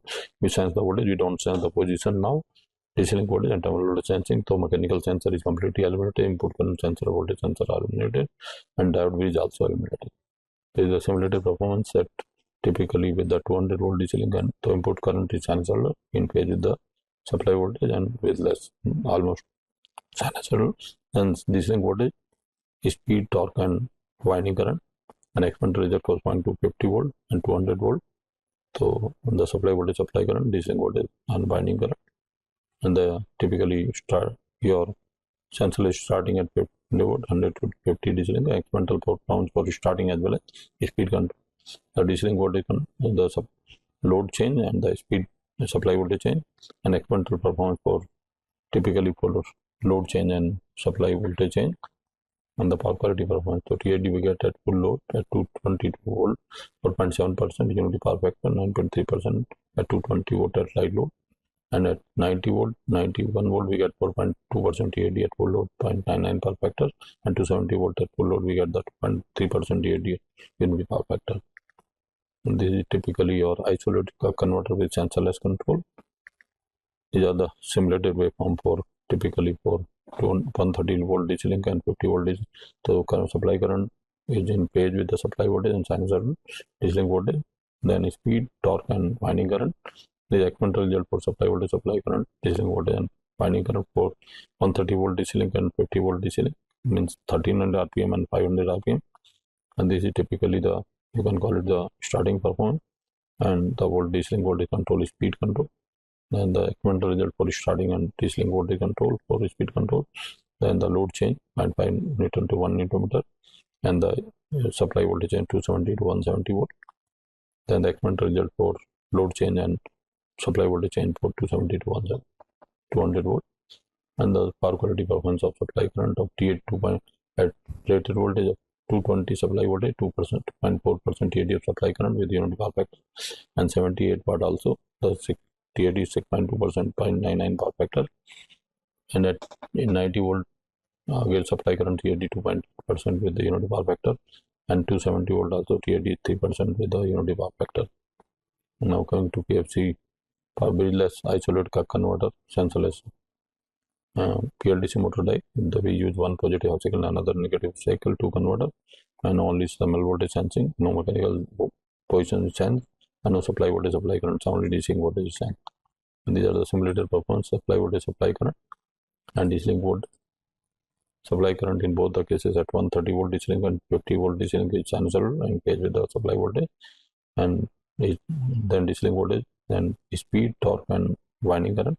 The experimental result for same 130 volt DC link and 50 volt DC link, 1300 RPM and 500 RPM. So supply voltage, supply current, then DC link voltage and winding current.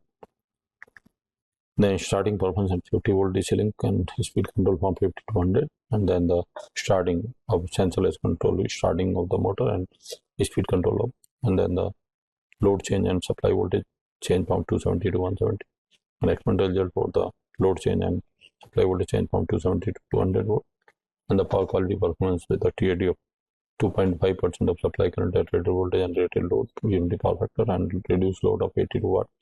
So TAD of supply current is 7.5% with 0.97 mic, and 90 volt the TAD of supply current 2.2% unity power factor, and 270 volt also TAD is 3.2% unity power factor. These are of course comparison with the non-isolated PFC converter, bridgeless and bridgeless converter. And now coming to case study of solar PV array, your BLDC motor drive for water pumping. So here we have a classification of solar PV fed BLDC motor driven water pumping. Solar fed Balton system, we have a position sensorless, then position sensorless based and position sensorless. Then we have a standalone grid connected with double stage, single stage, and unidirectional, bidirectional.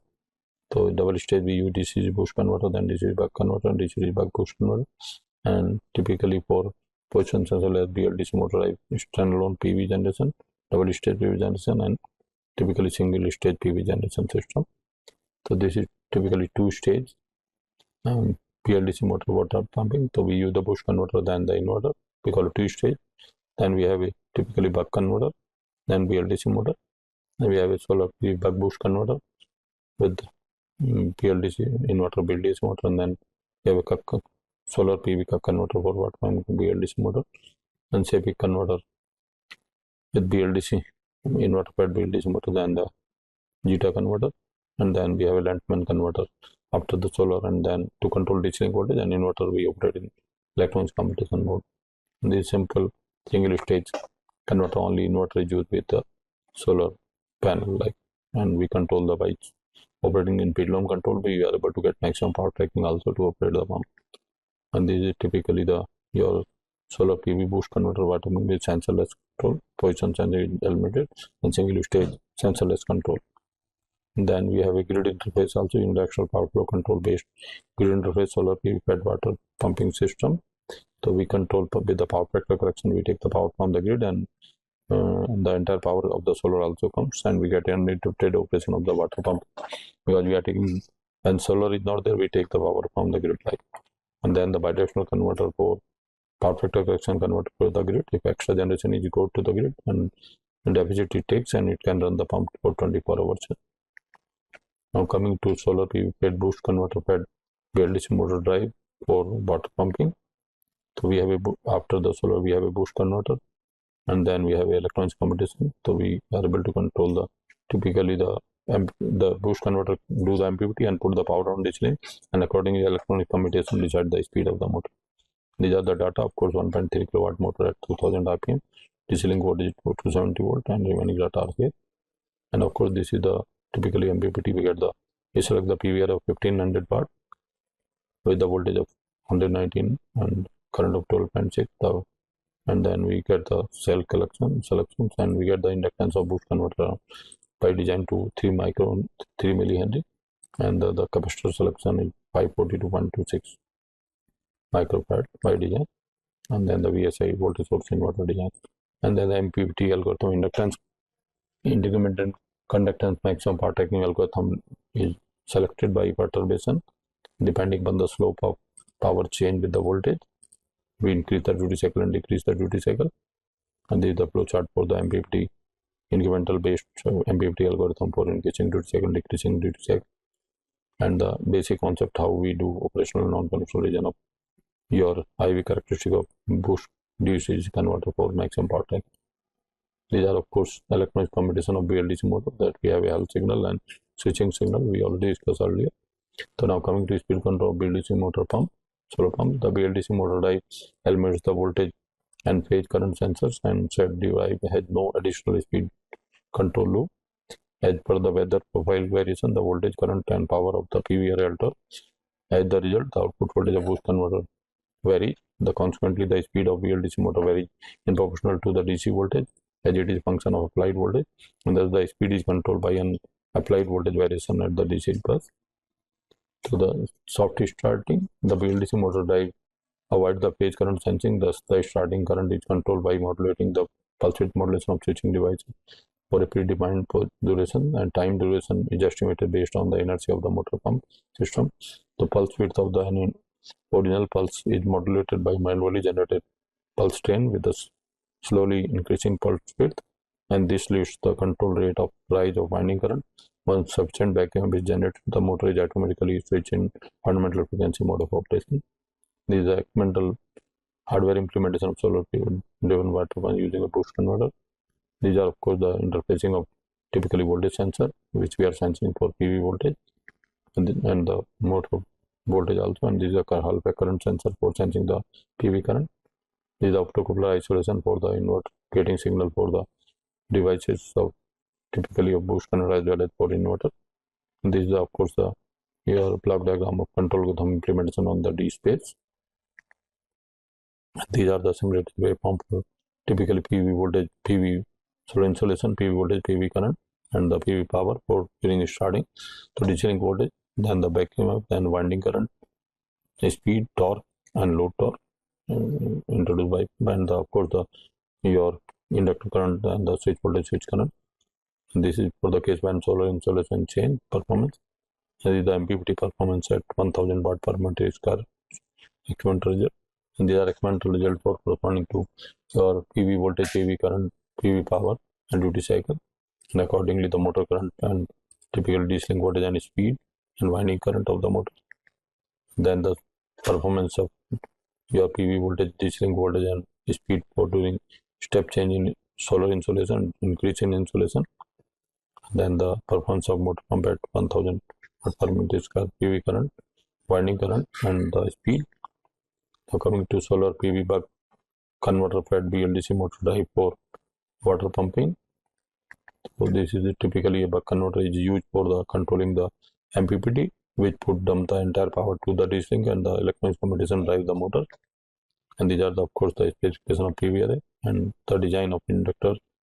We select 3 millihenry and capacitor of DC link. We select 1500, and here we use the incremental conductance on PVT array, electronic combination of BLDC, and speed control of BLDC, and soft starting of BLDC motor, and then the of course optional MPPT correction of buck boost converter, and then the performance during starting, PV volt, the insulation level, then PV voltage, PV current, and the your PV voltage, then the DC link voltage, then the buck converter, then the back EMF, winding current, then speed, develop torque and load torque, and certainly the inductor current as well as the switch voltage and switch current, then performance during the insulation chain, all these parameters, and the MPPT performance experimentally of the PV array at 1000 watt per meter square, then the PV voltage, PV current, then the PV power, then duty cycle and winding current, then DC link voltage and speed of the motor at two different insulation, 1000 watt and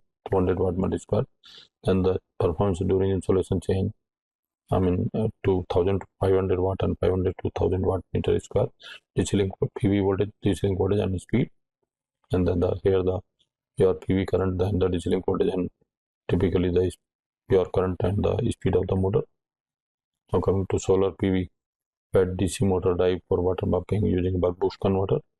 So here we use the buck boost converter for MPPT, and electronic commutator is used for the inverter of the motor with position sensor, and these are the parameters of PV array. And the design of buck boost converter, so inductor is selected here, 4 milliamp capacitor, DC link 1500 microwatt. So we use for the control incremental conductance method of maximum power tracking of photovoltaic array, like combination of brushless, permanent brushless DC motor, high speed control, soft starting of build DC motor, and this is MPPT, how it is really operating, and the simulated performance for again your PV solar insulation, then PV voltage, PV current during starting and PV power, and the motor DC link voltage, and the back EMF and of A phase, then winding current of A phase, speed, develop torque and load torque, and the inductor current and the switch motor switch current, and then the performance simulated during insulation change, all these parameters. Then the MPPT performance at 1000 watt per meter square experimental performance, and the experimental performance corresponding to PV voltage, PV current, PV power and DC link voltage, then the 3-phase winding current of the motor and speed for different insulation, 1000 watt per meter square and 200 watt per meter square, then the PV voltage, PV current and DC link voltage, and winding current and speed during typically insulation change, and then the typically during the starting, and then the increase in solar insulation, decrease in solar insulation. Now coming to single stage solar PV fed motor drive for water pumping. So this single stage only inverter is responsible for MPPT, and we have electronics combination with the help of this. So we have a PWM control. So duty cycle is decided with the MPPT.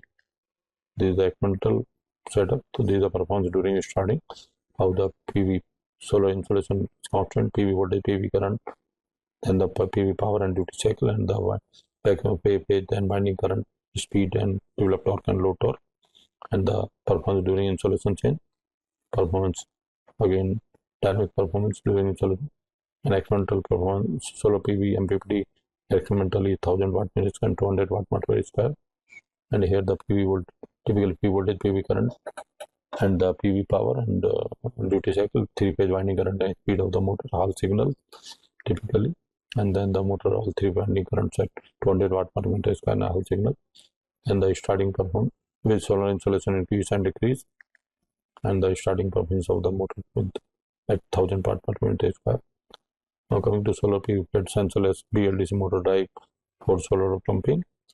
So here we have a boost converter, then we have a voltage sensing for sensorless control for commutation of inverter, and duty cycle is decided for MPPT of the boost converter, and this is the typically for sensorless. We sense the line voltage, then we estimate the back EMF, then we use low pass filter to get fundamental, then field lead compensator for delay compensation, then commutation signal for switching devices like. And these are the typically you can say how the zero crossing can have a pure typically. So in back EMF typically, and then fundamental how it is coming after this. The first order low pass filter is used to eliminate these unwanted spikes and hence the pulse zero crossing, and low pass filters introduce the phase lag due to estimated back EMF, and all the rotary speed increases, percentage contribution of the phase lag of the overall period increase. So phase lag also varies with the cutoff frequency of LPF. So here the cutoff frequency of LPF is determined for typically for the, and you can see how the signals are there. So coming to design of phase lead compensator, we have to use it for delay compensation. This is a transfer function of lead compensation, and these are the gain typically selected, and this is the Bode plot of the lead compensator, and these are the typically how the signals are filtered typically of vacuum and delay compensation, and how the generation of commutation signal from this back EMF Z1 Z2, and then the switching signal generated from this logic for all 6 devices of inverter. Now coming to typically first alignment, so device S1 to S4 are turned off in order to analyze the phase A and B, and it causes movement in the rotor, and the rotor is locked to non-initial position. So amplitude of hysteresis current for alignment of the rotor position, as I said, modulating the pulse width of the switching devices. The pulse width of only of the switching device, that is S4, is modulated to restrict the hysteresis current within the safe limit. These are of course the sensorless starting on the pre is finished. The motor is commutation first step. Page 8, conducting by turning the S1 and 6, then sequence of the excitation is continued with the present table of switching states with the virtual Hall signal. And these are typically starting performance. Simulated incremental starting performance. This is when solar insulation is starting with the steady state performance with 1000 watt per meter square. And this is typically starting and steady state from the sensorless control. Then this is typically a interpreted signal of brushless for sensing for this filter signals, and then the switching signal, intermediate signal, sensorless control, then dynamic performance, then intermediate all signals for doing typically sensor dynamic performance, and the all intermediate signal, then the experimental performance with the MPPT at 1000 watt per meter, 200 watt per meter square, then starting performance, and all the signals corresponding of this PLDC and switching signals for restarting performance, and then the PV voltage, PV current, then the PV power, DC link voltage, 3-phase winding current, and speed of the motor, then the sense signal and filtered signal, then how the sense signal and then the switching signal and compensation for sensorless control, and then typically the pure PV power, then winding current, DC link voltage, and speed, for 200 watt per meter square. And then this is typically the insulation change from 400 watt to 700 watt, the performance all parameters. Then the insulation change 900 to 600 watt per meter square per month. Now coming to single stage sensorless control, where the only inverter is responsible and sensorless control. So here also elimination of false zero crossing detection is by low pass filter, and how these signals are generated for, and how this filter transforms from page lead compensator for compensation of delay. Then the performance corresponding to starting and steady performance for sensorless control 1000 watt per meter square PV array. So you can see how the typically all the signals during starting, then the all signals at 1000 watt per meter square, then the switching signal, intermediate signal, then performance and dynamics, then intermediate signal performing to, and all the signals during the typically with the intermediate signal corresponding to the sensor insulation, then experimental performance, MPT performance at 1000 watt meter square, 200 watt meter square, then the experimental performance during starting and insulation change, then the performance during your typically experimental starting performance, and then the typically steady state performance. You can see PV voltage, PV current, then the duty cycle with the winding current and speed, and winding current and back sense, and filtered voltage, then all the switching signal generation and the PWM signal generation for 200 and the solar insulation 600 to 900 performance at, then the from 600 performance at 900 watt to 600 watt is there. Now coming to the solved problem, solved numerical problems. So example 1, a 3-phase 750 watt 4 ampere 1500 RPM 500 brushless DC motor with the efficiency of 90% rated power is fed to single phase 220 volt 50 Hz AC current, fed single phase boost AC DC converter with the unit power factor with large inductance capacitor DC shunt filter at the DC link of 400 volt is feeding 3-phase PWM BSI connected to stator winding of the motor per phase winding inductance 5 ohm per phase. It has open circuit vacuum of per phase 130 volt at rated speed. In this motor, if this motor is driving a compressor which have a constant torque equal to the rated torque, calculate the starting power input, supply RMS current, motor RMS current, peak current of the motor. So coming to solution, motor has a rated torque, so the rated current at starting, so therefore it supply only the losses of and resistance.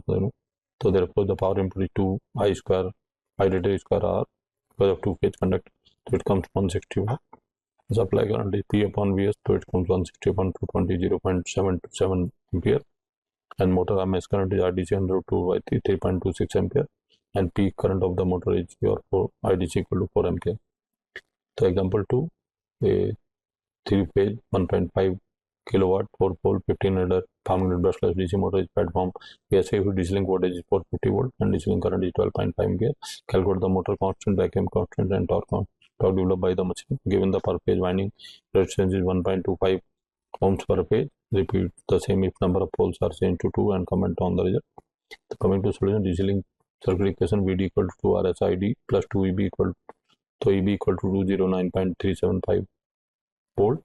Now EB equal to K omega R, so K comes 1.332 volt per radian per second, and this is the motor constant. But to find out the torque developed, we have T equal to 2 EB of I upon omega, so T EB of I upon omega R, or omega 2 upon P omega R. So hence we have a T equal to K1 ID, where K1 is P and K. Torque developed 6.4, the number of poles 2, and vacuum remains the same. The torque is of 3.32. So example 3, a 3-phase 2-pole 3000 rpm 500 brushless DC motor driving a pump having a load torque profile of maximum power taking of PV array is fed from PV array with open circuit voltage of 120 volt and short circuit current of 30 ampere through 3-phase square wave PSI connected to the stator winding of the motor. Per phase winding resistance is 0.5 ohm per phase. It has a peak open circuit back EMF per phase of 50 volt at rated speed. So for starting, calculate the peak current of the winding, RMS current of the winding, developed torque of the motor, and speed, current, torque, and power at maximum power condition if PV array characteristic approximately to straight line. Coming to solution, omega m 2 pi, it comes 314 R in VOC upon IC, that is 4 ohm. That is starting back EMF is 0, so IP equal to 120 upon 4 plus 2 into 0.5, 24 ampere. IRMS root 3 IP, that is 19.59. KB equal to EB upon omega, that is 0.1595, and TD equal to EB KB, that's come 67.6392 Newton meter. So D, assuming the linear characteristic of PV, the maximum power shall be delivered to 0.5 VOC and 0.5 HC. Therefore, the maximum power shall be 16 to 15 900 watt. The peak current is starting IP equal to 15 ampere. So RMS current is 15 under root 2 by 3. That's a 12.247, and 2B equal to that, putting a value EB comes like your 22.5, and omega m is EB upon KB, that comes typically 1350 rpm, and torque comes 4.7745 Newton meter, and power is your 675 watt. So coming to example 4, electric drive featuring a 8-pole surface PM motor with rated DC link voltage of 300 volt and a peak winding current of 80 ampere having armature resistance of 0.9 ohm. Calculate the ratio of fundamental component of line to line inverter output voltage to its RMS counterpart. If the motor is supplied with a 6-step 3-phase inverter, the motor is supplied with a conventional pendulum 3-phase inverter with a delay to DC of 0.9. Coming to some solution with 6-step 3-phase inverter, the RMS value of line to line voltage is L equal to root 3 by 3 VDC, that comes to 44.948 volt. Fundamental component of line to line voltage is L1 root 6 upon pi VDC, that's 234 volt, and even line 9 ELL 9, it comes 0.955. So for sinusoidal pendulum, so we have say the RMS value of line voltage is EL root 3 by M into VDC, that comes to 20.45 volt. Fundamental component of line to line is L1 root 3 by 2 M VDC by 2, that comes 165.34. And ELL LL E1 LL upon ELL, that comes 0.7499. Now example 5, a e-bike is driven by 3-phase 1 kilowatt BLDC drive, BLDC motor with its power fed from a battery of DC voltage of 78 volt through VSI. Per phase resistance is 1.6 ohm per phase, and the motor has an open circuit back EMF of 48 volt at rated speed. The considering the motor rated torque and the load torque vary linearly with the load is equal to rated torque. Calculate the peak current power input at starting RMS winding current. Coming to solution, peak current is I rated equal to IDC. P rated upon 20, that's 10.4167 ampere. Power input to starting rated torque supply P in equal to I square RA, that comes 347.77. So RMS winding current is IRMS I rated under root by 3, that comes 8.5 ampere.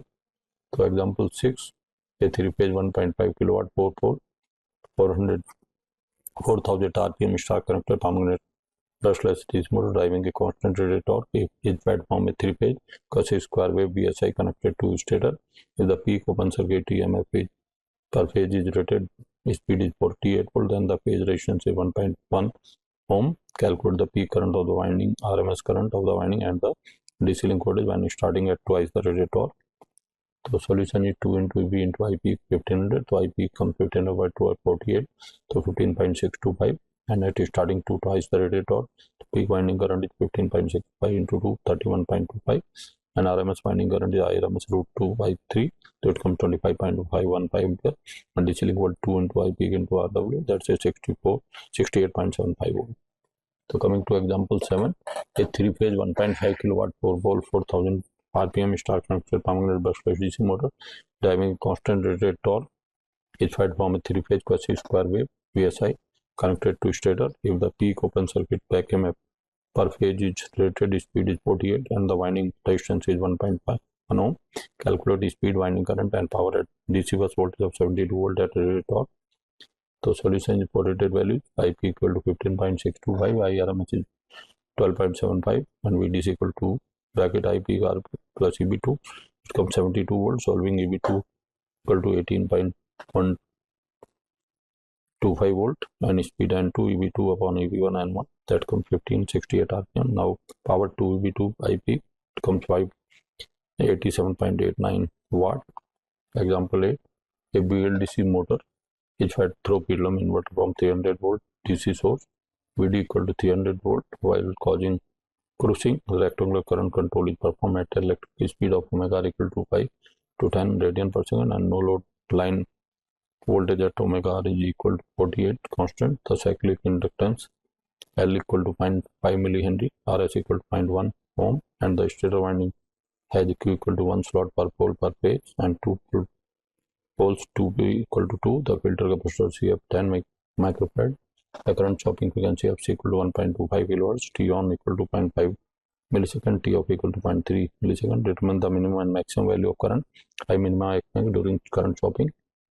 To find out the I max, the use of following equation: T I equal to I max and T on as I0 equal to VD minus E0 upon 2 RS, and bracket 1 e to power T upon RS upon LS plus I minimum to power T RS upon LS. The value I max comes typically a 300 minus 48 to 1 into bracket 1 minus e to power 0.5 10 to 10 power minus 3 into 0.1 divided by 0.5 into 10 power minus 3 plus I minimum e to power 0.5 into 10 power minus 3 in bracket 0.1 divided by 0.5 into 10 minus 3. The parameter needed to find out T minimum are omega square upon 1 upon 2 CFLS into 10 power. So alpha 1 not advanced angle RS upon 2 LS, that's 100. Omega equal to omega 0 minus alpha square, that's come 300 into 5 comes 10 inverse omega upon alpha 1, that comes 71.56 degree. And to find out the I minimum, use the following equation: I2 I minimum T equal to T of as I minimum equal to minus VOC plus E0 upon 2 omegas e to power minus alpha 1 T dash sin omega T dash minus I max of omega 0 upon omega E minus alpha T and sin omega T minus 5. So after solving these, I max comes 186.77, I minimum 73.90, making average current I0 130, and therefore the average torque 20 I0 upon omega r, that comes 198.72, maximum torque 80 max upon 20 I max upon omega r upon P 285.369 Newton meter, and minimum torque is T minimum, that is 2 I0 I minimum omega r 112.91 Newton meter. So coming to example 9, an electric car is driven by a BLDC motor rated at a power of 50 kilowatt and speed of 3000 rpm. During high speed mode of the drive cycle, the motor is operated at 5000 rpm. To limit the line to line induced EMF generating higher than the DC link voltage, phase advancing is implemented. Find the advance angle used for phase advancing, also the state the advance angle for regeneration action. So the rated torque is T rated P equal to upon speed, so it comes to 159.154. Fundamental torque at higher speed T equal to power upon speed 95.4929 Newton meter. Advancing angle cos inverse T U1 upon T rated, it comes 53.129 degree. Advancing angle alpha 180 degree for regeneration. So example 10, a 3-phase 1.25 kilowatt 4 pole 3300 rpm star connected permanent BLDC motor driving a constant rated torque is fed from 3-phase quasi square wave VSI connected to stator. If the peak open circuit voltage is at rated speed is 20 volt and the phase winding resistance 0.5 ohm, determine the peak current of the winding, RMS current of the winding, and DC link voltage when starting at twice the rated torque, and speed, winding current, and RMS current, and power at the DC bus voltage of 48 and rated torque. Coming to solution, 2 into EV, P equal 1250, IP comes 31.25. At starting torque, 2 twice the rated, so peak current is IP comes 62.5. RMS winding current root 2 by 3 into the 51.03. DC ring 2 into IP RW, that comes 62.5 volt. And for rated values, IP equal to 31 point, RMS 21.1, VDC 2 into IP RW plus EV2 48 volt. So solving for EV2 8.375, now speed and to give EV2 into R1, it comes 1381.875 and power to V IP equal to 523.47 watt. These are the references which are used for developing this material, and thank you.